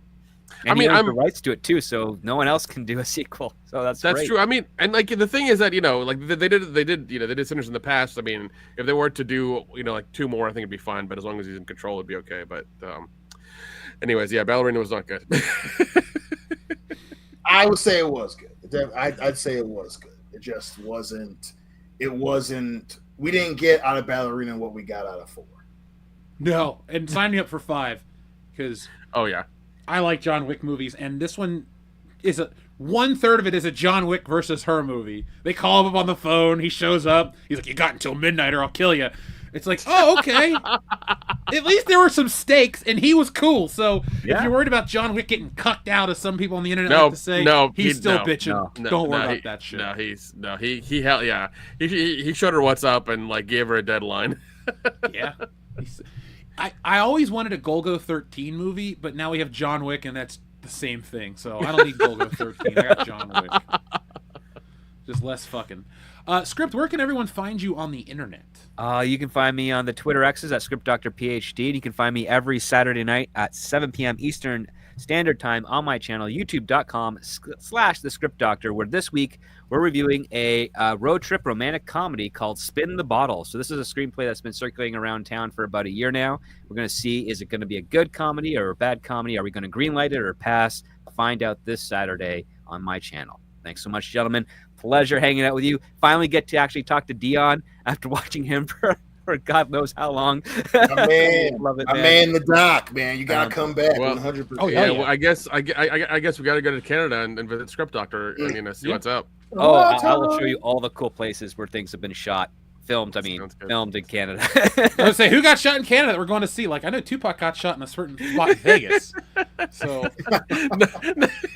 Script Doctor's from Canada. He's not from America, where we say shot, it means something else. You know, it's fine. It's okay. Well, I dude. mean, we all literally had to import cadavers with bullet wounds in them so our doctors could learn how to address those patients. Holy shit! The more you know. And on that note, have a wonderful night, gentlemen. Stick around for the rest of the show, guys.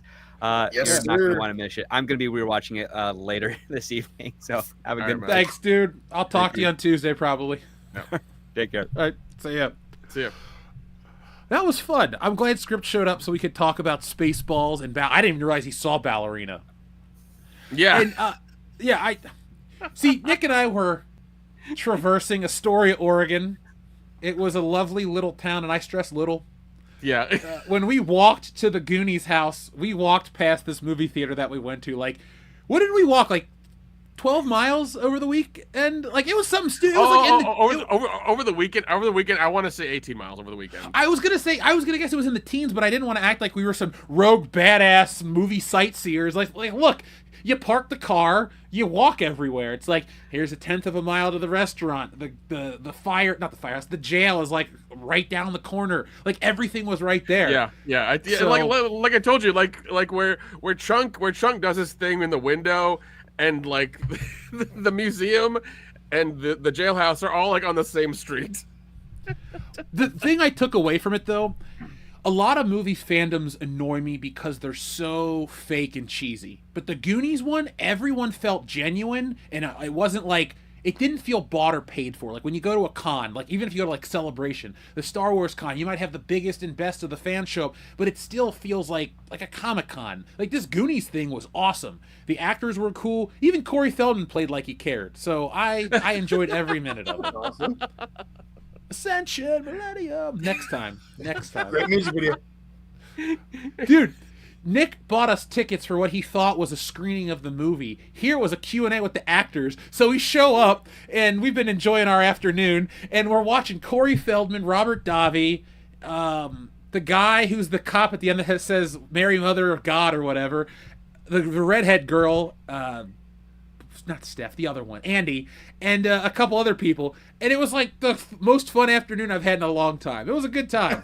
That's awesome. They're telling us. I think it was like an hour and a half or 2 hours of just them telling us stories. Even Jeff Cohen showed up on a Zoom call. Oh yeah, for a while too. Yeah. Fucking Chunk showed up. Yeah, he has a Scarface chair that he works out of. Like, actually, like with gold and everything. It looks like he bought it from the set of the movie. It is badass. Yeah. That is awesome. Yeah, but Kerry Green was there, Corey Feldman, Davi. I'm trying to figure out who else. Robert Davi sang to us, Dion. He did. What? Yeah, that's true. Robert Davi and Corey Feldman were like hashing it out on like who could say the last word during the whole interview thing. It was hilarious. And everybody wanted to hear Robert Davi talk more. Nobody, like Corey Feldman would like interject. I should have recorded the fucking thing, but it's Corey Feldman, and I really didn't want to record it. But don't blame him. Dude, earlier in the weekend, he was dressed as Mouth. He had the Purple Rain shirt, a members-only jacket, but he has, like, dyed blonde hair now. So, it's like platinum. Yeah, it is. Oh, God. Also, the Jackson thing, did he? He did start talking about Michael Jackson. He broke the cadence of like the event to tell us Michael Jackson stories. Like he said how he cried when Michael Jackson came to visit and he couldn't hang out with him more. I'm like, what? Yeah, he really said that shit. He really said that. Also, like there was a VIP party that Saturday night, and he's like, everybody's coming to the house. I'm like, not everybody, jackass, because that was $2,500 for a ticket. Damn. He thought nothing everybody in Astoria, Oregon's worth He that thought much. everybody in that fucking theater was going to come to the house. He's like, no, man. If you open the gates and say, come on in, we'll bring cans of Ready Whip and Pepsi. We'll hang out. Yeah, exactly. By the way, Nick, we saw tons of stuff in that town. I didn't see a single grocery store. I don't think the people of Astoria, Oregon cook at home. They only eat in those 5 restaurants every night. But Dion, the craziest part is most of the people had left like on Sunday. Nick and I stayed till Monday. Sunday night we're eating pizza, and all the locals like they stayed home all weekend long. And then on Sunday when most people left, the locals just came out in droves. They're the weirdest fucking people. Oh my god, dude! And they were all at this karaoke bar, which is connected to a pizza place. No. There were 2 places that did karaoke we went to, and we tried escaping it, and we fucking couldn't. It was the worst karaoke you could possibly imagine, too. It's like, Nick was like, who's strangling the cat? Like in GoldenEye? Yeah, So that's what mean. that's what it sounded like. This woman goes up and sings some country song. I'm like, who the fuck is strangling the cat? The best one was this black dude who was trying to sing Motown, and he couldn't sing, but he could make his voice do those, like, sound effects. You know, like, this isn't what he did, but you know, like when Marvin Gaye is singing Let's Get It On, he goes, ah, real high-pitched, whatever he does. Yeah. This guy could make those sounds like, ah! And so he would, like, sing like this and go, ah! Randomly throughout the song. I felt like we were getting trolled the whole time. Like, I kept looking around. I'm like, Nick, are we being filmed? Because everyone else was acting like it was completely normal. They didn't give a shit. And we were trying not to laugh at these people the whole fucking time. Dude, That would be rude. Right. Damn, Story. What you doing up there? Nothing. Fucking Colts. nothing. Just fucking nothing. They just watch Oregon games. Go Ducks. Yeah, I saw a lot of people wearing those damn sweatshirts. Dude, Yep. like after we left, like there was nothing going on that night. Sunday night was like fucking dead. It was just nothing. Man. Just nothing. I would love to see the 4 of us go to Astoria, Oregon, though, during the off season for like an afternoon. Oh yeah. I feel like we that'd could be have fun. some fun. Oh yeah, Listen, He's like, small town weird folk. Them's my people. We saw 2 black people the whole weekend. that's true. We did. I kept mean, count. it is BFE Oregon. You're not kidding because it's an hour and 45 minutes further west from Portland. Like it's way Hour out 45 from Portland. there. Not kidding. Us Negroes like to be closer to the city. Yeah, but it's Portland, so you wouldn't still want to be there, buddy. It's like, go to Seattle, go to California, hell, go to Las Vegas. Oregon isn't for you, man. It's what I call it, lumberjack hippies is what I'm looking for, Nick. Lumberjack hippies. Lumberjack hippie girls. That's our movie we're gonna make. Listen, I can hang out in Eugene. It's a college town. A lot of Pacific Northwest white women up there. You know what I'm saying? Okay, They Eugene. love me. You know, they love Eugene. thicker Negroes up there in Oregon. You know. I'm close enough to that, so I just Let's cash see. in on it too. Let's see. Listen, Eugene. if you guys want, listen, thicker brown people, you know, Oregon, they get it. You know what I mean? They're like, yo, it's like polar bears. You guys, you know, that's where you store all the energy, you know. So, I mean, Eugene, God. I could do. The rest of Oregon, yeah, I'm going to Seattle and California. Eugene, I think is like three and a half hours south of Oregon. I think that's how far it is. Damn. If I had $1 billion in cash to blow, I would build like a giant mansion somewhere in Oregon, up in the hills, and just have like the world's fastest internet and a giant swimming pool. And I think I'd be happy. Yeah. I mean, listen, that's my plan for Michigan. Fuck it, I'll just buy a big house in Michigan. I'll live close There you to go. it again. There you go. Is the governor still retarded? No, she's great. You know, so you know, some people, you know what I'm saying? It was the militia boys that tried to nab her trying to get pardoned, so everybody's kind of on edge about that shit. Oh, I just meant the lady that we had in college was a terrible governor. Remember? Like everything was getting fucked up back then? Oh, Granholm? Yeah. Yeah. She, I was like, is she still the governor? nah. It is funny how like, everybody, you know, most people are like, yeah, man, like, you know, we cool, we don't be glad that y'all happy, you know what I'm saying? You know, the lady was the governor, but she wasn't great at her job. You know what I'm saying? That has been Michigan Politics Talk from the year 2009. You can join us never again, because we'll probably never bring that up. Now, let's check back in with the audience. Now, folks, like I said about the Oregon trip, that's going to be documented for you wonderful patrons. Like, oh, we went to the Shining Hotel Yes. as well. Yeah. Yes, we did that. We went to Mexico, yeah. That was on the side of a fucking mountain. Yeah, dude. So Nick and I are driving. Like, at first it looks like we're going on the highway. I'm like, dude, look at that mountain in the distance. It's epic. And so we keep getting closer. I keep taking pictures. We keep getting closer. Long story short, we go up the mountain. We didn't even realize it. And we're in a Chevy Malibu. This thing had no horsepower. Nick's foot is through the floorboard like Fred Flintstone trying to get this thing to go up the hill at like 12 miles an hour. We eventually make it.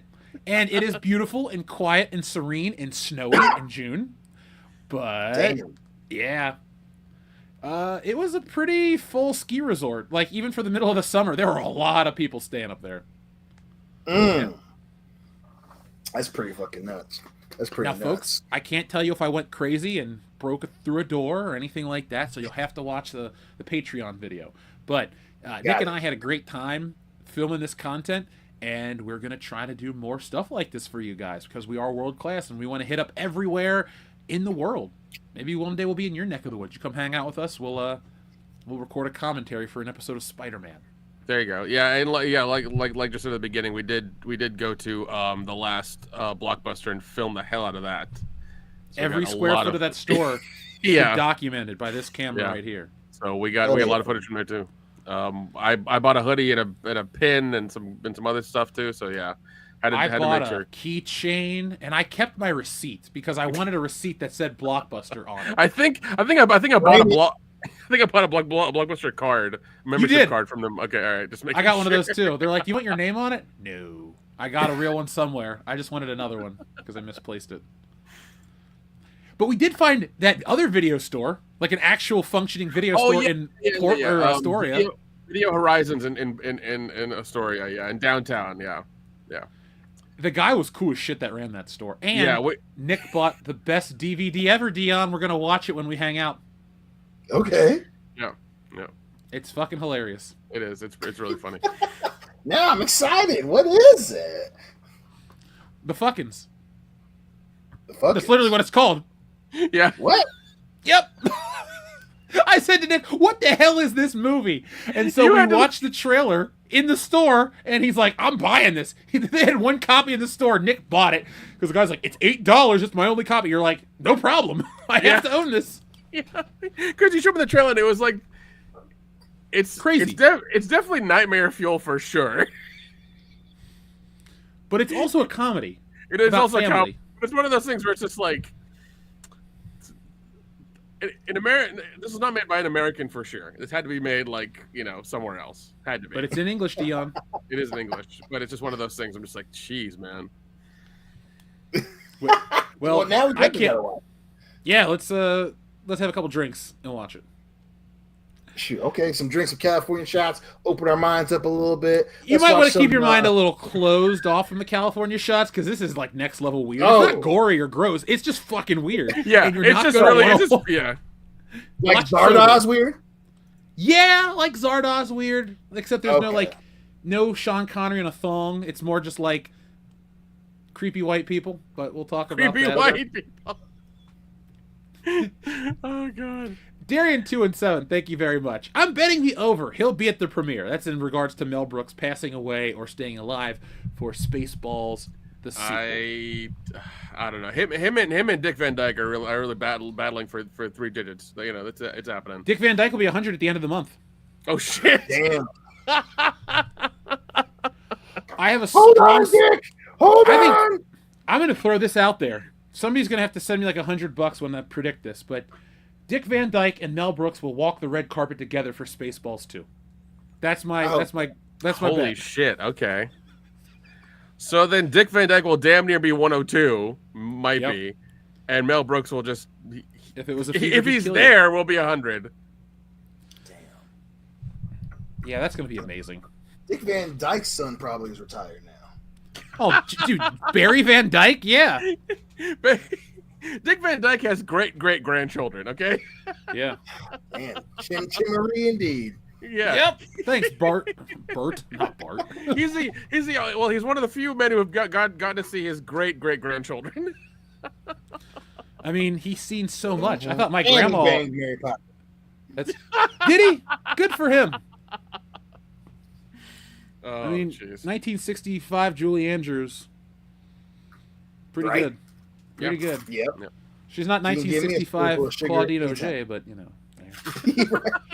Hey, Domino from Thunderball was like prime choice. Her Oh, and 100%. Fiona Volpe. My favorite Bond girl. Mine too. I watched that shit in 4K the other day just to see how good she looks in super high definition. Ooh. Ooh. Domino. I know, right? She's got those 2 moles on her ankle. Overkill 161 says, one thing I noticed about Mel Brooks movies is that after Spaceballs, he made the following films more kid-friendly. I noticed that with Robin Hood Men in Tights. Now, the one thing I did notice about that film as well is the fact that Robin Hood Men in Tights and Spaceballs are so similar. They even borrow a couple of the same jokes, and I like them both, but I only watch Spaceballs because I feel like I get the same movie 2 different times.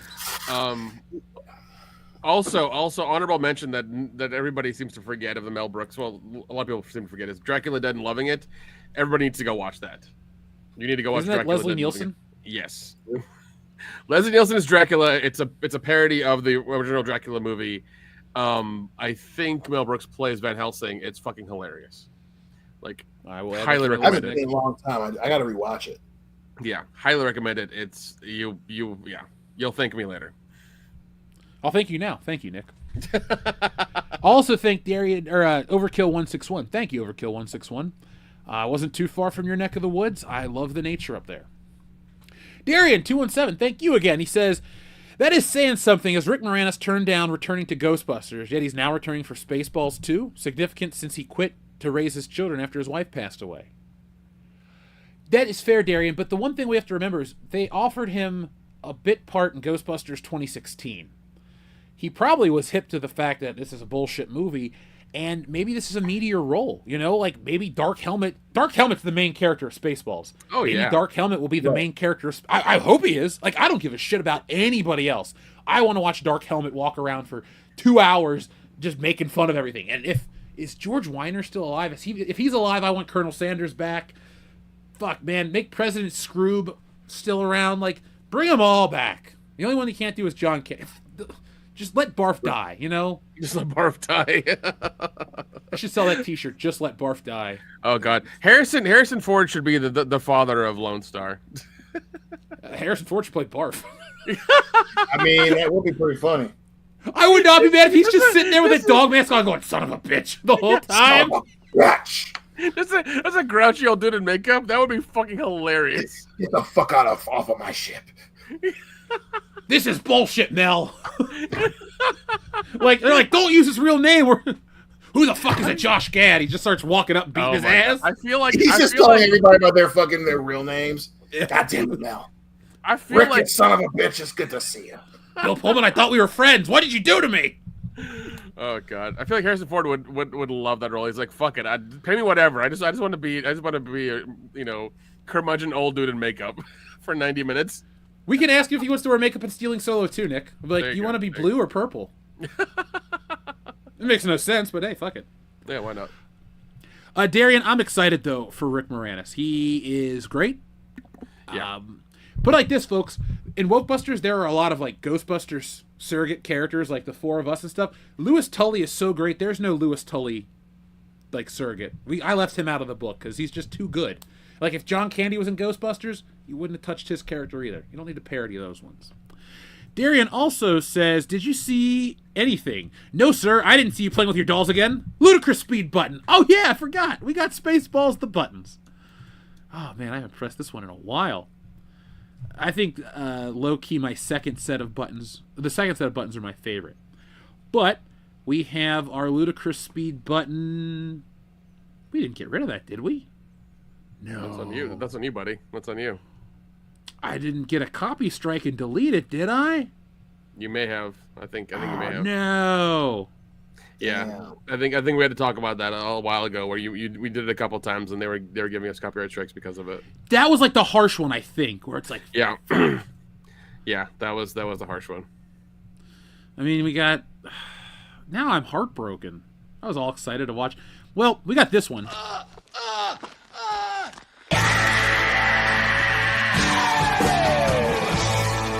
Oh no, not again. R.I.P. John Hurt. Every time. Let's see. Do I have anything else Spaceballs related? I guess I don't. Shit. Well, I guess we'll have to make some more Spaceballs buttons moving forward. Darian, if you got another request, let me know. We're happy to press it. But until then, here's a bonus. Did you see that guy accidentally hit that moose with his car? No. Holy shit. Jamie, pull that video up. Oh my god, oh my god. Oh my god.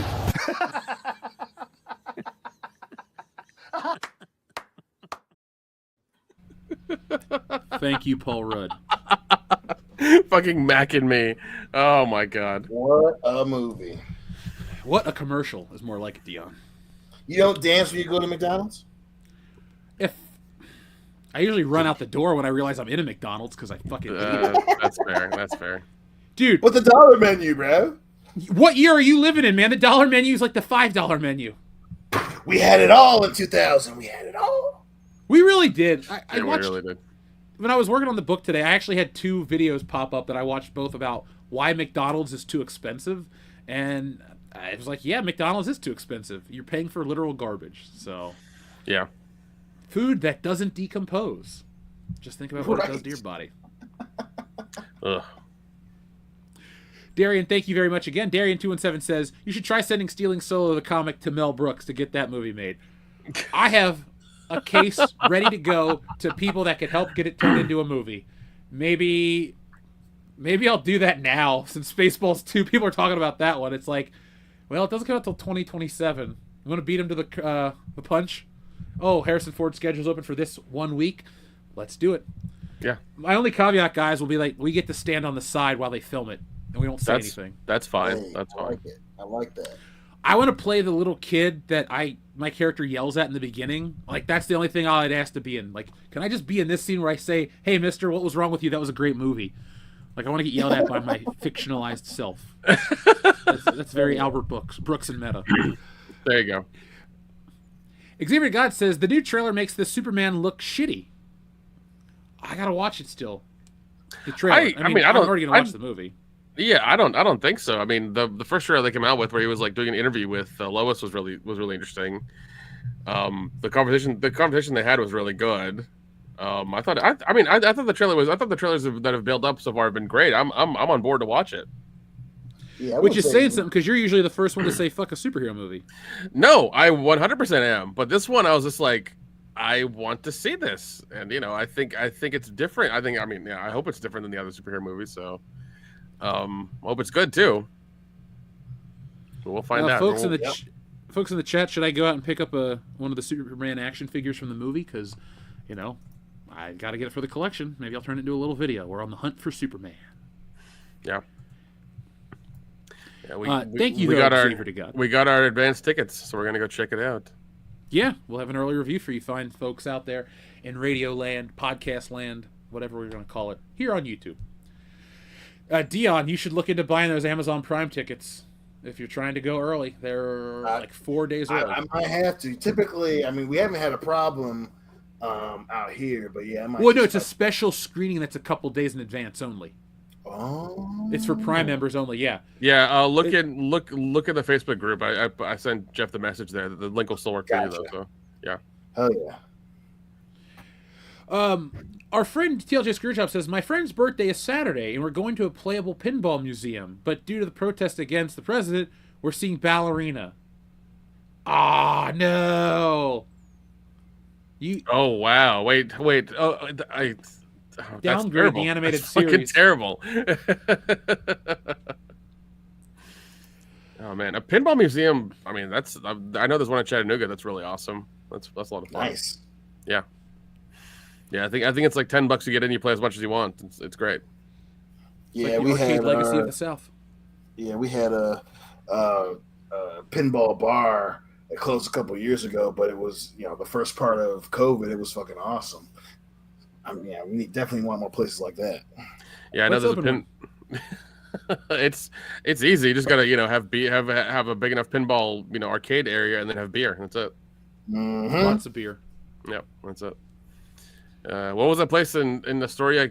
Galaxis or whatever that had all the arcade machines in like a tiny bar. They even had a Polybius machine, folks. Yeah, they did. Nick played it. He survived. He didn't do well enough for the government to abduct him. No. Clearly I didn't. There was no. The only reason I didn't play, they wanted you to download an app, put your credit card on the app, and then use it to play games on the machines. I'm like, I would just use quarters. So I just watched you play. I wasn't doing all that. Yeah, I wasn't there too long. I played some games I wanted to, and then that was it. I was like, oh, we'll leave. It's not much going on here. Yeah. But it was wonderful. Darian217, thank you. The new Superman movie also looks like Batman versus Superman, doesn't it? It has Green Lantern, Hawkman, and others in it, trying to make a Justice League in one go. I wasn't getting that vibe. I'm getting that they're the established superheroes, and Superman comes in and he's like the new guy, and they're all kind of jealous of him. That's what I take away from it. Yeah. If anything, I got closer to the Justice League cartoon than I did the Justice League movie. They're definitely, especially with the hoopla about Nathan Fillion being Guy Gardner, that definitely worries me. I'm with you in that it's concerning, especially because they're sticking with Hawkman too. So, Hawkman was in Black Adam, you know what I'm saying? And, so I'm with you that I'm concerned about them putting too many characters in. But yeah, I got a lot more of a Justice League, the animated, Justice League Unlimited, I should say, more than Justice League Zack Snyder, because the Zack Snyder one was so dark and shitty. It was shitty, and it was Snyder was trying to do his version of Christopher Nolan, where at least with James Gunn, it looks it's a lot brighter. Obviously all the suits are a lot brighter, which is pretty crazy. Especially when compared to Zack Snyder. So yeah, I wouldn't say I got Zack Snyder, but I definitely got more animated series vibe from this, especially the new trailer. Yeah, I don't see Batman v Superman in this at all. Not even a whiff of it, because that was okay, and then even then with the last trailer they came out with for that one, they told you who the bad guy was, and it was just like, okay, we know who it is now. It's Doomsday. Like, what the fuck? Like, why are we watching this now? It was really stupid. I'm not getting that from this. I mean, yeah, there's a lot going on in this one. I'm not gonna lie, it is a little bit confusing, but I feel like if they've given James Gunn this much this much rope, he's not gonna hang himself with it. I really don't think so. If they've given him this much to do, and this responsibility of being like, hey, you have all the money and all the resources, don't fuck up, he's not going to. He's not going to, because I mean, look at Guardians of the Galaxy. We didn't know who the fuck they were, and now we know who they are. Yeah, they'll be a household name for generations now. Yeah, so I mean, I feel like, and once again, like Jeff said earlier, I've been saying fuck you to superhero movies for a while now, and this is the first time I'm just like, I think I want to go watch this. So, that gives me a little bit of hope. We will. We already have our tickets. We'll do an early preview review. Yep. And then I might try to watch all the other Superman movies before we go watch that one, just to be like, we should do that for Patreon where we talk about it. Yeah, because I think that's what I'm going to do. I'm going to look up when the ticket is and make sure that I watch the other ones pretty good in advance before we go watch that one, so I kind of have like a comparison to put it in. I suggest you skip Superman 4: The Quest for Peace. It's or definitely watch Superman 4: The Quest for Peace. Choose your own adventure, because it is wackily stupid. It is. Thank you. I was going to say the Richard Pryor one's a must-watch, though. Oh no, it is. Then, I love Superman 3. Not embarrassed to say it. Then there's the one in the middle that happened, like just the one-off one. Oh, Superman Returns. Yeah, that one. Brandon Routh was a good Superman, but that was not a good movie. Yeah, it was the most generic mid-2000s movie, and I like him. I don't like him as a person for sure, but Kevin Spacey's Lex Luthor was dope. I agree. Good. You know what, Dion? I'm glad you brought him up, because I for sure didn't delete his button. It's probably, was it one of our best buttons ever? Yeah. If you don't know which one it is, folks, sometimes you think you're right, but normally you're wrong. Yep. That one. I should start putting that out when people are saying stupid shit on the show. just over and over again. And then I can hit him with one of George these. Bush doesn't care about black people. And make it awkward. Oh, and this one. Yep. That one gets Two out of the three of you guys the 2 or 3 of the guys you've shown have been to jail. Well, let's show somebody that's never been to jail. Ooh, well, pardon my French, but I'll be damned. Walker told me I am. I don't even know what the fuck that button means, but it's there. Thank you, Darian217. Enrique says, Nick, just don't get script started on Florence Pugh. I saw that message way before, and I didn't. I made sure not to mention it. I didn't want to say anything. He hates her tits. Oh, really? Like, he hates her tits like Dion hates Zack Snyder.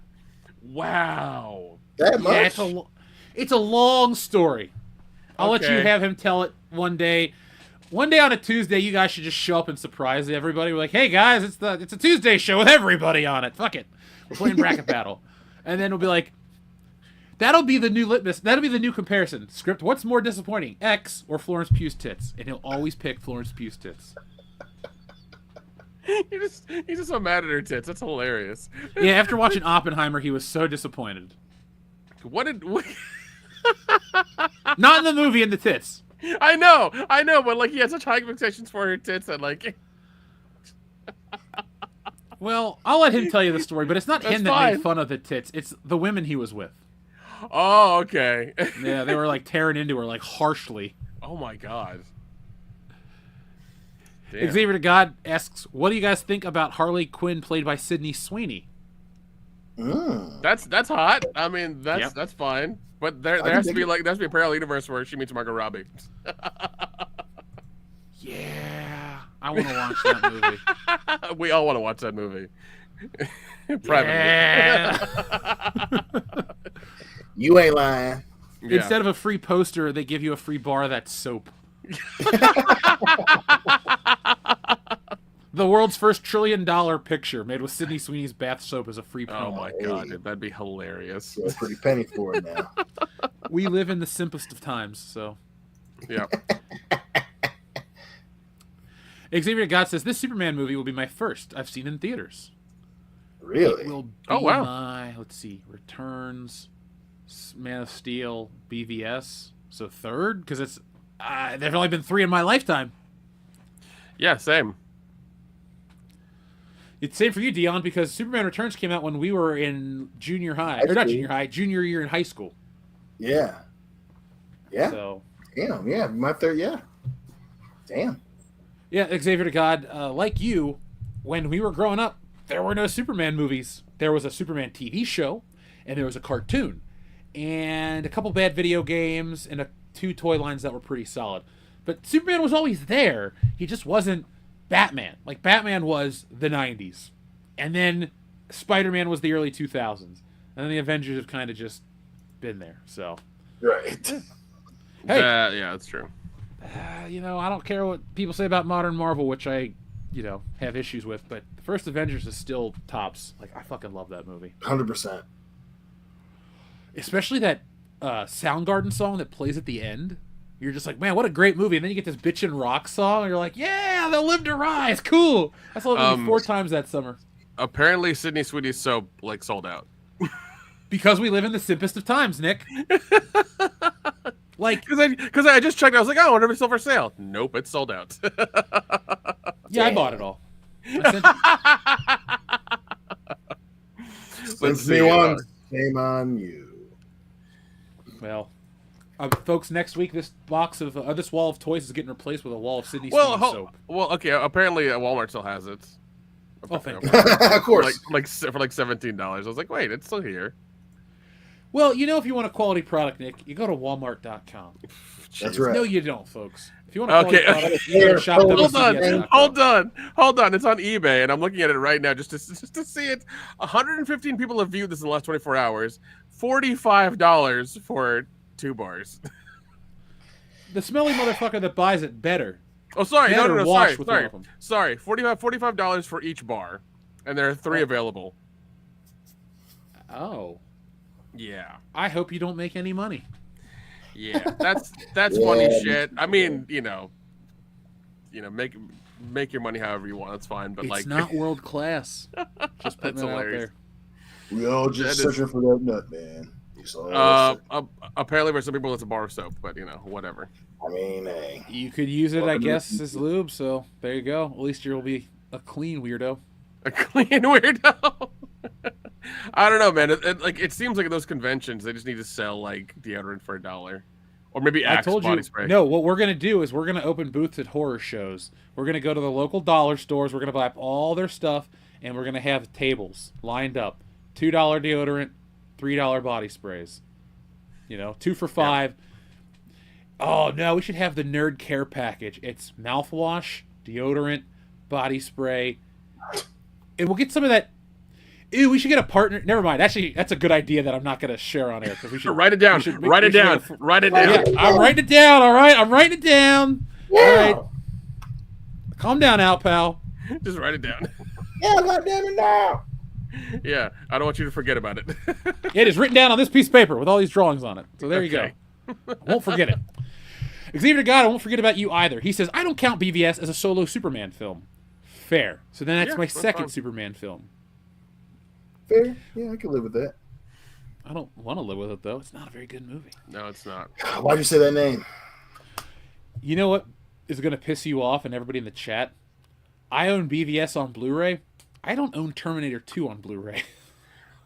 Damn. Well, I know, right? It's kind of par for course. You do own Waterworld in 4K, so it's fine. It's fine. It's true. It's fine. I didn't buy it, but it's still in your possession. It's still in your possession. Hey, so is the Lord of the Rings trilogy. I didn't buy that one. Where were you at the Battle of Helm's Deep? I was home washing my tights. I think Batman could beat everybody from Lord of the Rings twice on Sunday. Oh yeah. Xavier to God again says What'd you say? Aragon's the man. Yeah, but Batman's Batman. He's Batman, you know what I'm saying? He's Batman, you know what I'm saying? I do. Oh, that Batman Resurrection book I'm listening to, Dion. You'll like it. It's got Lawrence the thug from the first Batman '89 movie. He's like a plot point. He didn't die in the bell tower. He fell through the floor and survived. Damn, dude, I gotta fucking read that. I'm gonna get that audio. Clayface is the villain. Hell yeah, man! Oh my god, dude! I can't wait for the Clayface movie. I can't wait. It's gonna be hopefully it's gonna be good. Clayface. I want to see Clayface versus Mr. Fantastic versus Plastic Man. Oh, that would be a movie. Great. It ends with them getting tied into a knot and they can't unseparate it, so they just lay there forever. Xavier God says someone needs to send Nick Sidney's bathwater to him in pressurized cans so Nick can drink it as a carbonated beverage. Oh God, no! Oh God.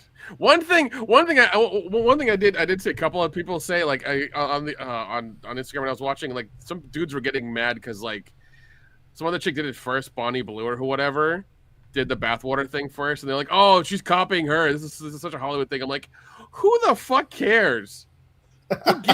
Who gives a shit? Who's sipping for this kind of weird bullshit? It's like, oh, she did it first, man. They're just copying her. It's Hollywood. I'm like, what are you? Who gives a shit? It's Sydney Sweeney's just trying to sell some fucking soap and make a buck. Like it's a joke because you fucking simp weirdos bought her bathwater. Right, because y'all paid for it. Yeah, y'all paid for using goddamn bathwater, and then some of you ultra weirdos drank it like morons. That's some bullshit. Yeah. So what do you expect? And some of you are just like, oh, she did it first. Like, who cares who did it first? Get off 4chan and go touch grass, okay? Jeez, isn't 4chan down? Talk to a woman in a public place. Yeah, don't you stare at her shoes and run off. Yeah. Right. Or try to take pictures of her shoes and run off. Yeah. Hi, you're pretty boy. What? Napoleon Dynamite? That's some bullshit right there. Yeah. You make the Jawa sound effect when you talk to a girl. What did he? And run off. What did he? That's how you get no ass. Guaranteed. We should write a book, How Not to Get Laid. 100% guaranteed guide to not get any. I mean, I'm writing that down. I'm going to make that book. If you're at certain conventions, that might work. It just depends. I'm about to say, yeah. Either that's not how you get laid, or that's how you meet a really really weird one. Yeah, I've interacted with really weird ones in Star Wars nerds and conventions. It's best to just keep Star Wars out of your sex life. Dion looks a little disappointed. Really, Jeff? You've ever put on a glow-in-the-dark condom? Never mind. I don't want to get into that. Listen, I don't wear those. I'm just saying in doses, small doses. That's Kendo with him and his buddy. Zoom. I see your Schwartz is as big as mine. Of course, we can talk shit about Kendo. He's not here. That's the rule of the bullshitter code. Number 1482. When a bullshitter is down for silly reasons, we make fun of him. Oh, there's Kendo. Folks, look at, there we go, that wonderful picture of Kendo with a bitchin' hairdo. Actually like that. I like that cover quite a bit. Anyway, Enrique says, random, what's your preferred airline to fly with? Delta, because they have TVs behind the screens. Yeah. Or TVs behind the seats, excuse me. Yeah, For sure. I got to fly Delta from Atlanta to Oregon back and forth, so that was nice. Yeah, it was definitely good because I've tried. I think I tried. I had to take a trip somewhere recently to Florida, and because of like rain, and I had to fly on Spirit. Because there was a whiff of rain, they canceled the entire flight. But other flights, you do live in the South. That's true, but also like other flights that were going to Florida, like the Delta ones, just went through. Just made it through. So it rains in Florida every day at like 4 o'clock in the afternoon. So you're not kidding, man. You're not kidding. There's this time of year. Yeah. I didn't get to fly. Yeah. I didn't get to fly Delta because they didn't offer a flight from Cincinnati to Portland. So I still made it. Barely. Nick, they fucked up my second flight. They did? Bang, bang. How bad? How bad? We were so late leaving Portland that I almost missed my connector flight in Las Vegas, which had a 2.5-hour layover. Oh my god! Damn. I couldn't even get my damn Jamba Juice. Oh, that's... I know, right? First world problem. I'm fucking pissed. You mean you didn't get your Orange Julius? Come on, man. Damn, bro. The joke is, we don't have those places in Cincinnati. Like, there's no Orange Julius. There's no Jamba Juice. It's just we don't have 7-Eleven here. What the fuck? We don't. There's just a lot of shit. See, the problem with Cincinnati is we get some local shit that catches on, and people are loyal to a fault here because, like, Skyline Chili, that's fine. La Rosa's Pizza's garbage, and everybody and their aunt's like, we gotta go to La Rosa's. It's so great. It's shit. Like, I can't give it a ringing endorsement. I don't eat it. Like, if somebody gave me La Rosa's Pizza, I'd let it sit there. I'd rather have a hot and ready. Oh my god. They put too much sugar in the sauce. It's really unsettling. That's stupid. No. That sounds disgusting. Matt West understands the bro code very well. The bro code and the code of the bullshitter are not one and the same, but they're very similar. Like, we don't have as many harsh rules as the Wedding Crashers do, like never leave a wedding crasher alone in a tiny jacket. Like, Dion, you have many tiny jackets you wear. I don't care what you wear. It's your style, man. Sometimes it gets cold in June. That's right, man. Give me a tiny jacket, baby. I look fantastic in it. Hold me closer, tiny jacket. I want Elton John to sing me that song. So, guys, one thing I wanted to bring up at the beginning of the show, but we had script here, so I wanted to keep things moving. Today is the anniversary of Raiders of the Lost Ark. It is 41 years old. I love this movie. So I wanted to pose the question to you, what is the best Indiana Jones movie? Folks in the chat, I want to know why you're picking the films you like. But, Dion, I've known you for almost 20 years at this point. What's your favorite Indiana Jones movie? Well, my favorite and the best, I'm always going to answer the same way. And I love Raiders of the Lost Ark. For the 40th, 2 weeks from now, they're going to be showing in my local theater, and we're going to make a whole family thing out of it. That being said, I think Temple of Doom's the best one. It's my favorite, And again, we all Indiana Jones fans, you know what I'm saying? We know which ones we don't talk about no more, But, that little bit of darkness in Temple of Doom is what makes it good for me. Raiders, obviously it's Prime, the Fuhrer and all that stuff. Then obviously with The Last Crusade, they go to Germany, you know what I'm saying? So we know that they're there. Temple of Doom's extra good because they don't use the Yahtzees, man. Like, it is just some evil jabronis who's doing the thing that we all hate. It's just being terrible to kids. And then there's Short Round, and even though, she's annoying as hell, and she's screaming and hollering and running around, and then, the Kamiha and motherfuckers catching on fire in volcanoes, and then a classic train car chase scene. Temple of Doom is just so good, man. It's my favorite, easily. Nick? Mine is Last Crusade, because that was the first one I watched when I was a kid. It was at my video store. They had the poster and everything. That it looked good. I was getting into adventure movies. I watched things like The Goonies and Explorers and Monster Squad and stuff. And I was like, oh, Indiana Jones. This seems awesome. And like, I watched it and I was like, this is fucking great. This is awesome. And also with watching James Bond movies as a kid, and I was like, oh, I know the old man. I know that guy. That's James Bond. And them going to Germany, trying to find the Grail, and just the whole like overall journey of the movie was amazing. It was so much fun to watch as a kid, and I mean, I still watch it to this day. I'm pretty sure I've got all three of them in 4K. I fucking love them. But that's the one I think is my favorite. But like we've said before in the channel, like they're all three perfect movies, and you're not really going to go wrong with picking any one over the other. No. It's hard to it's hard to find fault with the Indiana Jones trilogy. It is the tops. I'm like you, Dion. While I consider Raiders like the best movie, the best made, Temple of Doom's my favorite. It's fun. It's got great action. It's a smidge cheesy. The weird part is, though, everyone calls it the dark one. Raiders is a much darker movie. Indiana Jones shoots people in the face at point blank range. It's the one where it's got the bloodiest of squibs. The deaths of the villains at the end is nightmare fuel. Still a great movie. And it's got a kind of a downer ending. Temple of Doom, he saves the kids, returns the Shankara Stone, which brings life back to the village, and they all live happily ever after. And he gets Willie. And Willie was kind of hot. Marion wasn't. So, I'm just being a guy. Marion was tough, for sure. But yeah, Willie was very, she's singing at the club in China and everything, and then she's chasing after the diamond and stuff. And one of my favorite parts of Temple of Doom. We are going to die. Like, I laugh at that every fucking time. I love that part. It might be my favorite part of the whole movie. The part that gets me to chuckle every time, actually just laugh out loud, is when she goes, "You know how to fly a plane, don't you?" And he goes, "No, do you?" Just his response to her every time makes me chuckle. I love that scene so much. But, Last Crusade's awesome, too. I love when he's on the bike and he throws the spoke into the Nazi's motorcycle and he flips over forward. You're like, damn, dude, that guy ate it hard. I love it with his dad. He's like 11 o'clock. He's like... What happens at 11 o'clock? Yeah. No, 10, 11, 10, 12, 11 o'clock. And then he's like, sorry, son, they got us.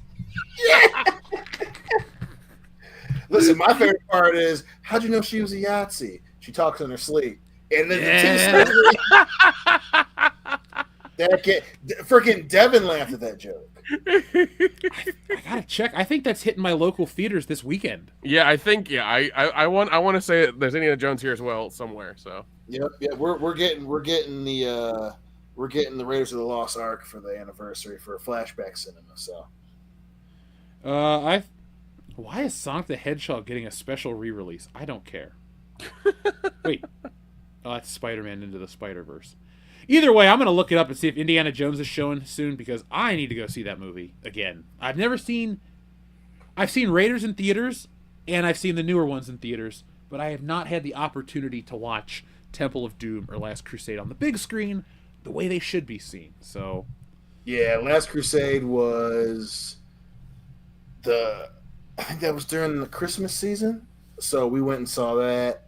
Flashback Cinema, John Erskine or whatever, doing the intros and stuff. That obviously the boys loved The Last Crusade. And it, like I said, it made me proud when, how'd you know she was, and then he goes, she talks in her sleep and Devin busted out laughing like that. I was like, yep, you're good. You're good. Okay. Fathom Events is showing Last Crusade here Saturday and Sunday of this week. That's what I thought.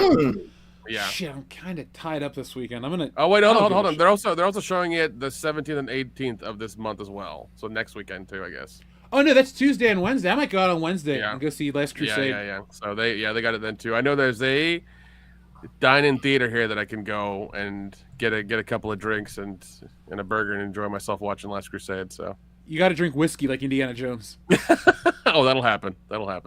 Whiskey? Oh yeah. God, that's such a bitchin' movie. Because Last Crusade,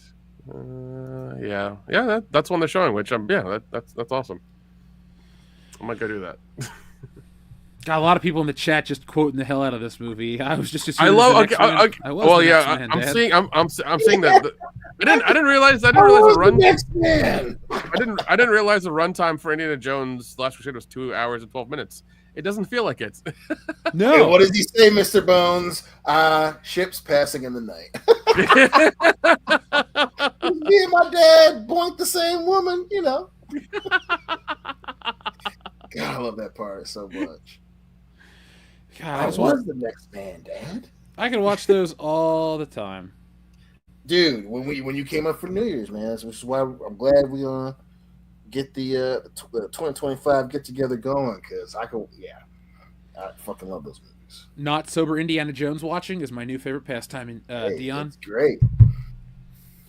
I have the hat. We should get Indiana Jones hats and wear them while we watch the movies, and not let the kids wear them. And be like, yeah, you're not cool. I got one for Father's Day a couple years ago. Still sitting in my closet. I'm gonna wear it for special occasions. Anytime one of them tries to take the hat and wear it, we go, not yet, and just take it off their head and put it on. Yep. I hate Crystal Skull, but I'll quote it to troll a kid. that is, I do like that. That's the one thing about Crystal Skull I like, was not yet, and he puts it on for sure. And then he died in Vietnam. Yeah, that was a dark movie. Like, I hated that movie, but that part was like extra unnecessary. It's like, okay. Yeah, I mean, I didn't hate Dial, but that part I was just like, really? Like, you guys can't nut up a little bit, but... No chill for Indiana Jones. No chill, man. Didn't work. Damn it, Harrison. They had Mads Mikkelsen, too. Dude, they have so many of his Voller action figures at my local Ollie's. It's ridiculous. Yeah. Like, he and Helena Shaw. Nobody bought Helena Shaw. Dude, nobody cared about that fucking movie. No, it was so generic. The biggest flop in history, or one of them. Yeah. By the way, I did find the 110 rules of wedding crashing. What's rule number 69? Let's see. 69 69 is research the wedding party, and when you're done researching, research some more. Kind of a letdown for number 69, but whatever. Rule 75, carry extra protection. Rule 71, no excuses, play like a champ. That movie's 20 this year. Let's do a retrospective on it. Rule 76, the unmarried female rabbi is fair game, ? Of course she is. Yep, I would. Oh, yeah. Oh, God. I'm okay with kosher. Hey, what did James Gandolfini say that is truth to this day from killing them softly? There's no finer piece of ass than a Jewish girl hooking. It is fun. Rule 80, always think ahead, but always stay in the moment. Reconcile this paradox, and you will not only get the girl, you might also get peace of mind. What kind of Confucius say is that bullshit? Listen, the one that comes from a list of trying to get laid. And succeeding. And we saw the movie. That shit worked. That's true. That's true. Hey, technically, he got married because of it. Yeah. And the other one's going to get married, too. Yep. I just love when he randomly screams out, "She was my first Asian," in that church, and everyone just like stares at him. Oh, shit. He's a coxman. What a good movie. He's a coxman. I think I might have said this to you, Nick. for as overrated as 40-Year-Old Virgin is, in terms of like how popular that shit was when it came out, Wedding Crashers was better and still is better. I don't ever need to watch 40-Year-Old Virgin again. No. I love 40-Year-Old Virgin, but yeah, Wedding Crashers is just funny. Yeah, Wedding Crashers. There are a lot of good moments. You know, I think one thing that sours it is how annoying Kevin Hart is now. Oh yeah. You know, that's what sours it for me. Is I'm like, damn, we got Kevin Hart because of 40-Year-Old Virgin. But I like it a lot. But dude, Wedding Crash just has so many good moments, and the random moments are hilarious. Definitely my bitch lover. Yeah, Wedding Crashers was one of the last few movies we got like the unrated DVD or Blu-ray with as well. Because we had the theatrical version and the unrated version, which like whenever they're putting the girls down in the bed, like gave you more tits in that. Oh yeah, the big ones. Bairds. Yep. Yeah, I know her name. She's a great actress. Don't judge me. I can tell you who directed every James Bond movie. I know the girls from Wedding Crashers. I know my shit. You're a tit man. You know your tits. I actually can. Like, if you showed me certain ones, I'd be like, "Oh, that's so and so. That's so and so." You know what? We should get my buddy John on here because he is the human equivalent of Mr. Skin. If you give him an actress, he'll tell you where she was topless or naked in whatever. That should be a Patreon thing. Let's get weird with it. I'm serious, John. No, John's that good because I've mentioned movies. I've mentioned actresses around him, and he's like, "Oh yeah, 1973. This she's not topless in that. She shows her butt in this and this." I'm like, motherfucker, who are you? What, you Rain Man of naked actresses? Yeah, he is. He really is. He 100% is. That is his Rain Man ability. I would love to get him on for like 30 minutes and ask him like a bunch of like actresses and like where they were topless or naked. He will tell you. He's like aliens is a trick question because you never see her naked. You see her in her underwear. Yeah, but their shit's popping out the side, so it still kind of counts. Yeah, no, for other reasons. I remember the time I pointed that out to Dion. He had never noticed that in Aliens, and I was like, "Now, Dion, pause the screen and look there." And he's like, "What?" I was like, "Yeah, man, it's hanging out the side." Oh God, these rules are fucking hilarious. Oh my God. Yeah, Darian 217 knows what I'm talking about. Like literally, that's what I'm talking about. But yeah, let me check our show notes. We've been flying through tonight's stuff. It's been a lot of fun. We've had Ballerina review. We talked to Spaceballs. Other pointless sequels definitely came up. Yeah, folks. We'll get the human Mr. Skin on. We'll call him Mr. Skin. Oh God! We got a different view of Dion's wall. Yeah, I think you got a little too drunk or something. Yeah. No, he got lost in his own museum. I didn't pull enough of the cord over, and I yanked it. We're good. We're good, guys. We're all good Dion, here. You can't yank it on air. How are you? We're setting a squad up. Oh. Negative. We got a large reactor leak. Very large. Give us a few seconds to lock it down. Oh, Dion, I'm gonna tell you this nerdy thing I did last week. So I have this book I bought real cheap. It's the Star Wars newspaper dailies, and so I read all these like newspaper strips from the original Star Wars run. They were good. They were very dated, but they were good. Like a lot of verbiage from the late 70s. Well, the first couple were very like of the 70s and cheesy, but then the next batch were from the 80s, and they were created after Empire. But the story takes place between the first and second movie, so they can use Han Solo. Because here's the thing a lot of people don't realize if you weren't around back then, that I didn't even realize. While Luke Skywalker is the hero of Star Wars, the most popular character in the 70s was Han Solo, because he got the spin-off novels trilogy. He was the main character in all the comic books for the first issues after the movie ended. Because it was like Han Solo and Chewbacca go off on this space adventure for issues. The same with the newspaper strip. For a minute, he was the main guy. A lot of merchandise that they would make was Han Solo, so he was the character. And it's cool to see that, because he's my favorite. So I like to know that I have some decent taste. Only decent. Well, it's world class. I'm trying to be humble. Thank you, Clone Geek. I'm glad you love the newspaper strips, too. They're a lot of fun, and Al Williamson's artwork is amazing. He's the best Star Wars artist to ever do comics. I'd say the best regular artist would be Ralph McQuarrie, because he designed all that shit. Xavier to God, no, Darth Vader didn't get spin-offs and shit. Han Solo did right away. The first Star Wars novel might be Splinter of the Mind's Eye that was written as a sequel in case they didn't make it, Empire Strikes Back. But, like, all the stuff, it was weird. Like, all these, like, he was the character they followed in everything because he was more interesting than, Luke Skywalker. Yes, Jose. Or, yeah, Jose. Han is still the man. But, let's see. I guess we're going to close it out at 11 o'clock tonight, folks. It's a good, 2 hours and 20 minute show. Have we covered everything, Nick? Is there anything else we wanted to mention or address? Did I send you anything that we could talk about, or is it all just like nothing really happened, in entertainment this week? Well, a lot happened, but we kind of already hit the big ones. Let me look at the official WCBS group chat. Is that a stripper in a jazzy scooter? Yes, it is. I thought that was funny. I wanted to send you guys that. I thought that was hilarious. So, I love everything you send. I always get a good laugh out of that shit.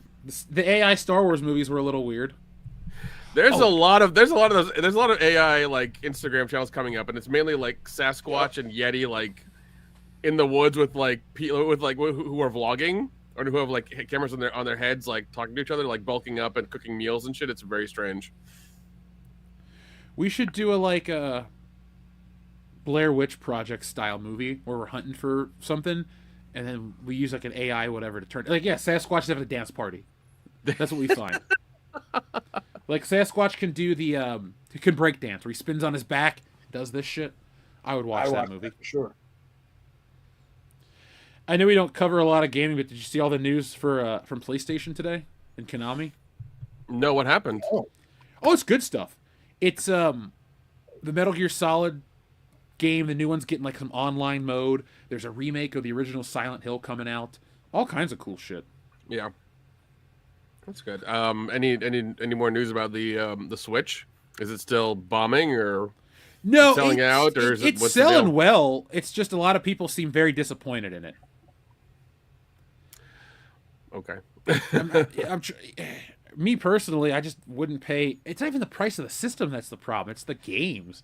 And it's like, oh, here we are with a brand new Nintendo, and you can get all the same games that you bought years ago on your Xbox. So yeah, Cyberpunk 2077 is not a selling point to me. I know some people like it. I own it on Xbox. I'm not going to rebuy it for the Switch 2. Same with what else is out. I don't know. A lot of the crossover games don't look that interesting. But the new Tony Hawk game looks legit. I'll buy that. And it's got the Ninja Turtle in it. Oh, nice. And the Doom guy. Okay. Yeah, the original Tony Hawk 3 had Darth Maul and Wolverine. So Disney ain't coming up off that shit. No, they're not. They're not. They should, though. Yeah, but it's Disney. I mean, Disney and Nintendo are basically Disney, Nintendo, and Apple are basically the same companies now. So I don't like any of them. There we go. That's what we're trying to do. The normal look. Laughingstock Media has a request for a button right here. Who are you? What are you doing here, and where are my horses?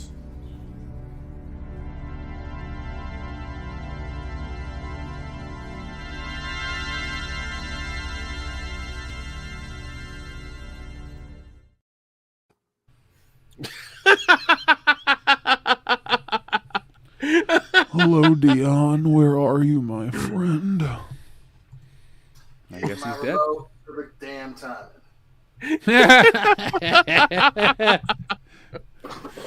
Laughingstock Media, thank you. You get the Dion Cringe Award of the night. Darian217, thank you for your super chat. He says, did you hear that Mortal Kombat is releasing the Legacy Collection? I did. Hoping for all the Mortal Kombat games up to Armageddon. Also, I'll take the Mortal Kombat Van Damme, or guess what, motherfucker? We will press those buttons in a moment. Dion, I saw you nod your head right there, my man. You saw the trailer? I did. That got me fucking pumped. Yeah, it's like, you like Mortal Kombat? Well, we're giving you Mortal Kombat, the arcade version, the Sega version, the Super Nintendo version, the Game Boy version, the Game Gear version. Oh, you like Mortal Kombat 2? We're giving you all it's like, what? It's just every version of these games. And people are like, what's the difference? Well, you had to be around back then because Sega had the blood, but Nintendo had the better graphics and music. So I didn't give a shit about the blood in the first Mortal Kombat, but in the second one, they pulled out all the stops, and MK2 on the Super Nintendo is my favorite version. It's the shit. Dude, yeah. I would like if they did one that had every Mortal Kombat game ever. That would be dope. I don't know. I want it. I'd play them. Who's your favorite Mortal Kombat character, Nick? Sub-Zero. I love Sub-Zero. It was good. Dion? Ooh, I mean,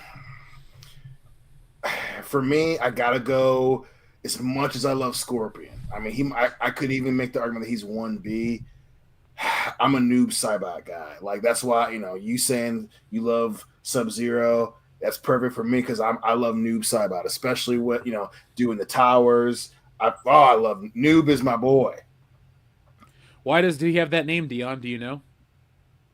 Well, that is from what I recall, as he goes, he dies, he goes to the Nether Realm, and he becomes a Reaper, whatever the hell he is, and that I think it's just his fucking amalgamation of his name or something like that. It's the names of the creators backwards. Oh, in real life, yeah. Yep. Boone and Tobias. I like Noob Saibot. The one that sucked was Ermac. Ermac sucked. Or Rain. Like, they were the lame ninjas. The purple and the red ones. Rain, yeah, Ermac and Rain were fucking whack for years. They're like the Dan of Street Fighter. You're like, hey, here comes Dan. Oh my god. Barely I was always more so than Stryker.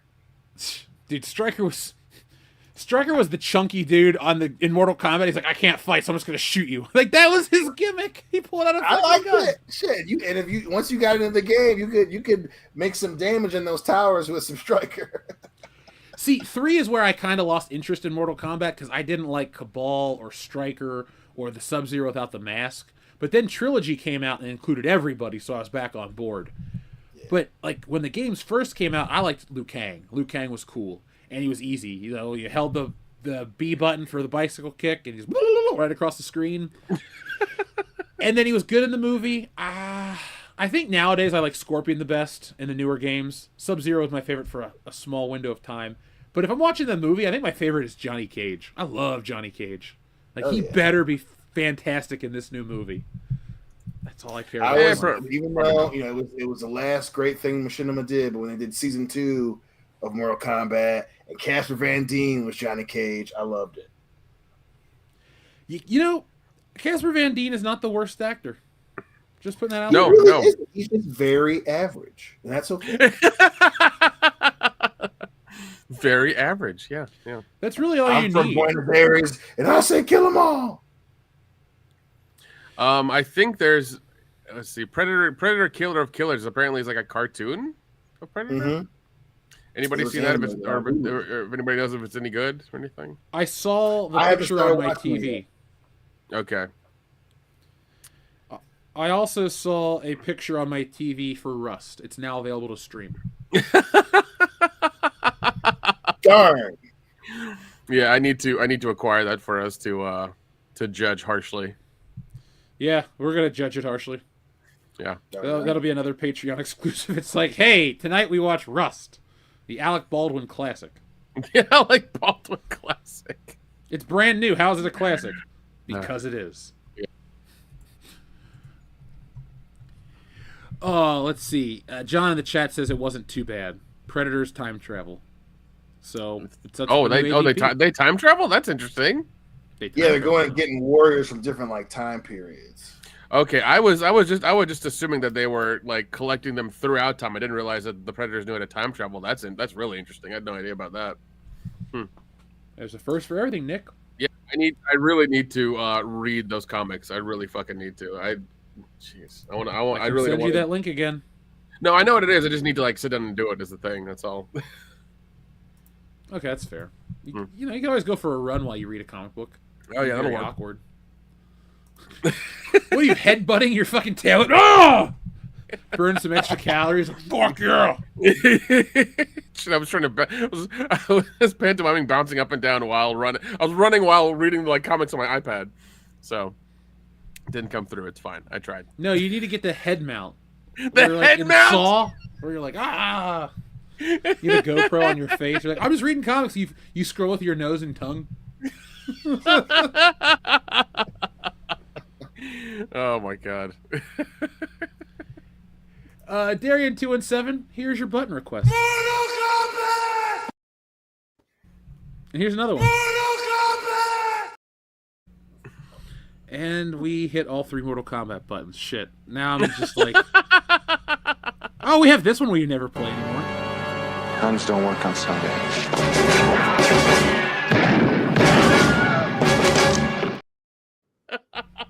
That's my favorite. He has like this He mental, was almost like, indie. It was funny because he had this ding moment in his head. He's like, nuns don't work on Sundays.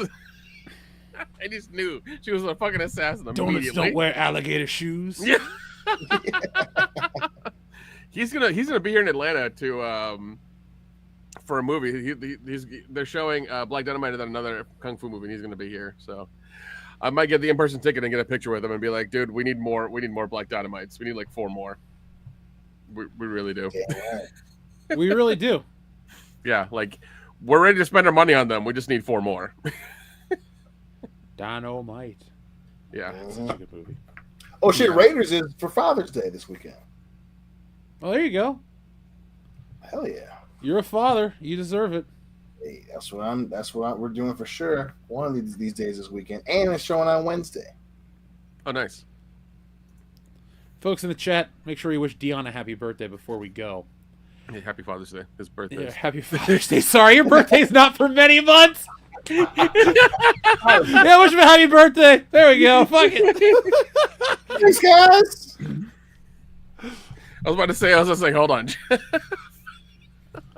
Sorry, really I was early. getting a I got a notification from Twitter. I was like, oh, okay. Yeah, you're really early, but it's fine. At least you're trying. I want to be the first one to wish you happy birthday every year, Dion. So on January 1st of every year, I'm going to call happy birthday. Maybe my birthday was 2 months ago. Happy early birthday. I appreciate it, dude. Oh, one last thing. Jeff's over here being a fucking overachiever. I'm world class, buddy. What do you expect? It's true.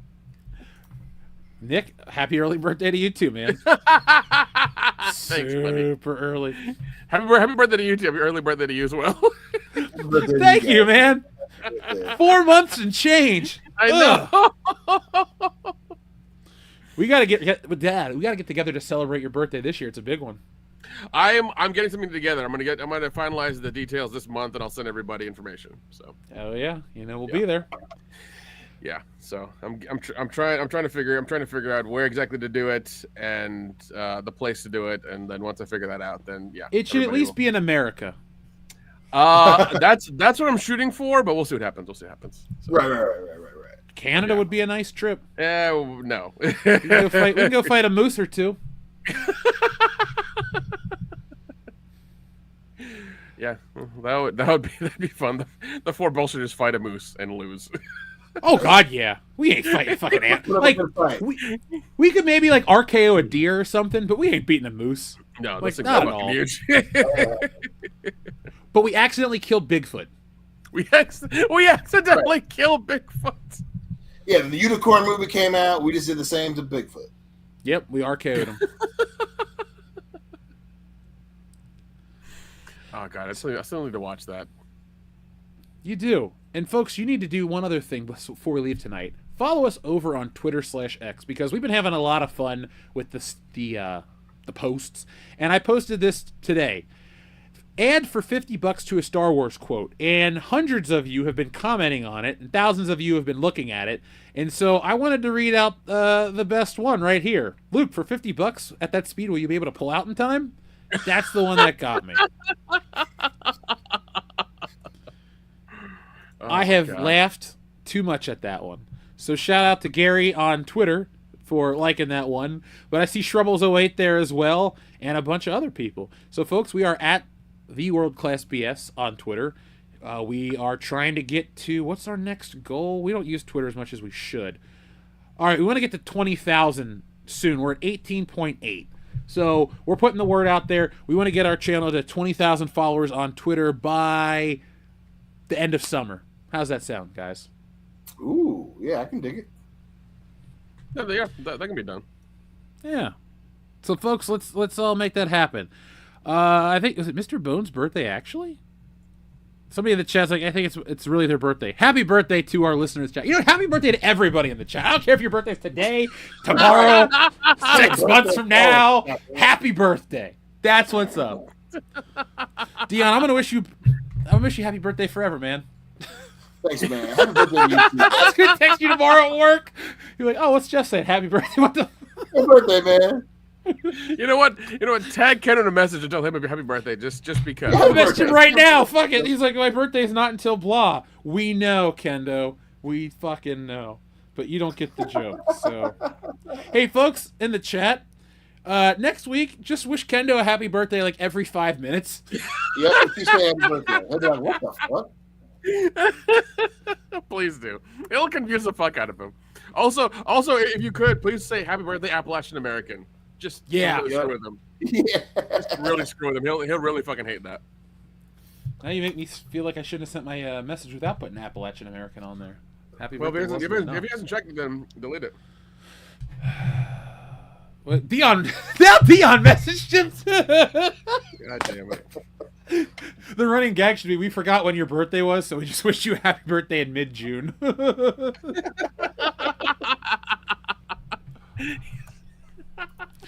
Now, Nick, it's time to go. But before we do, we have to answer Clone Geek's question. He's the only person that he has tweeted us and messaged us multiple times. He needs to know. Now, Nick, on the count of 3, I want you to tell him if you have Game Pass, okay? Okay. Don't go too early. Don't go too late. Because if you do it too early, he might miss it. So, Clone Geek, are you here in the chat right now? I want to make sure you're here.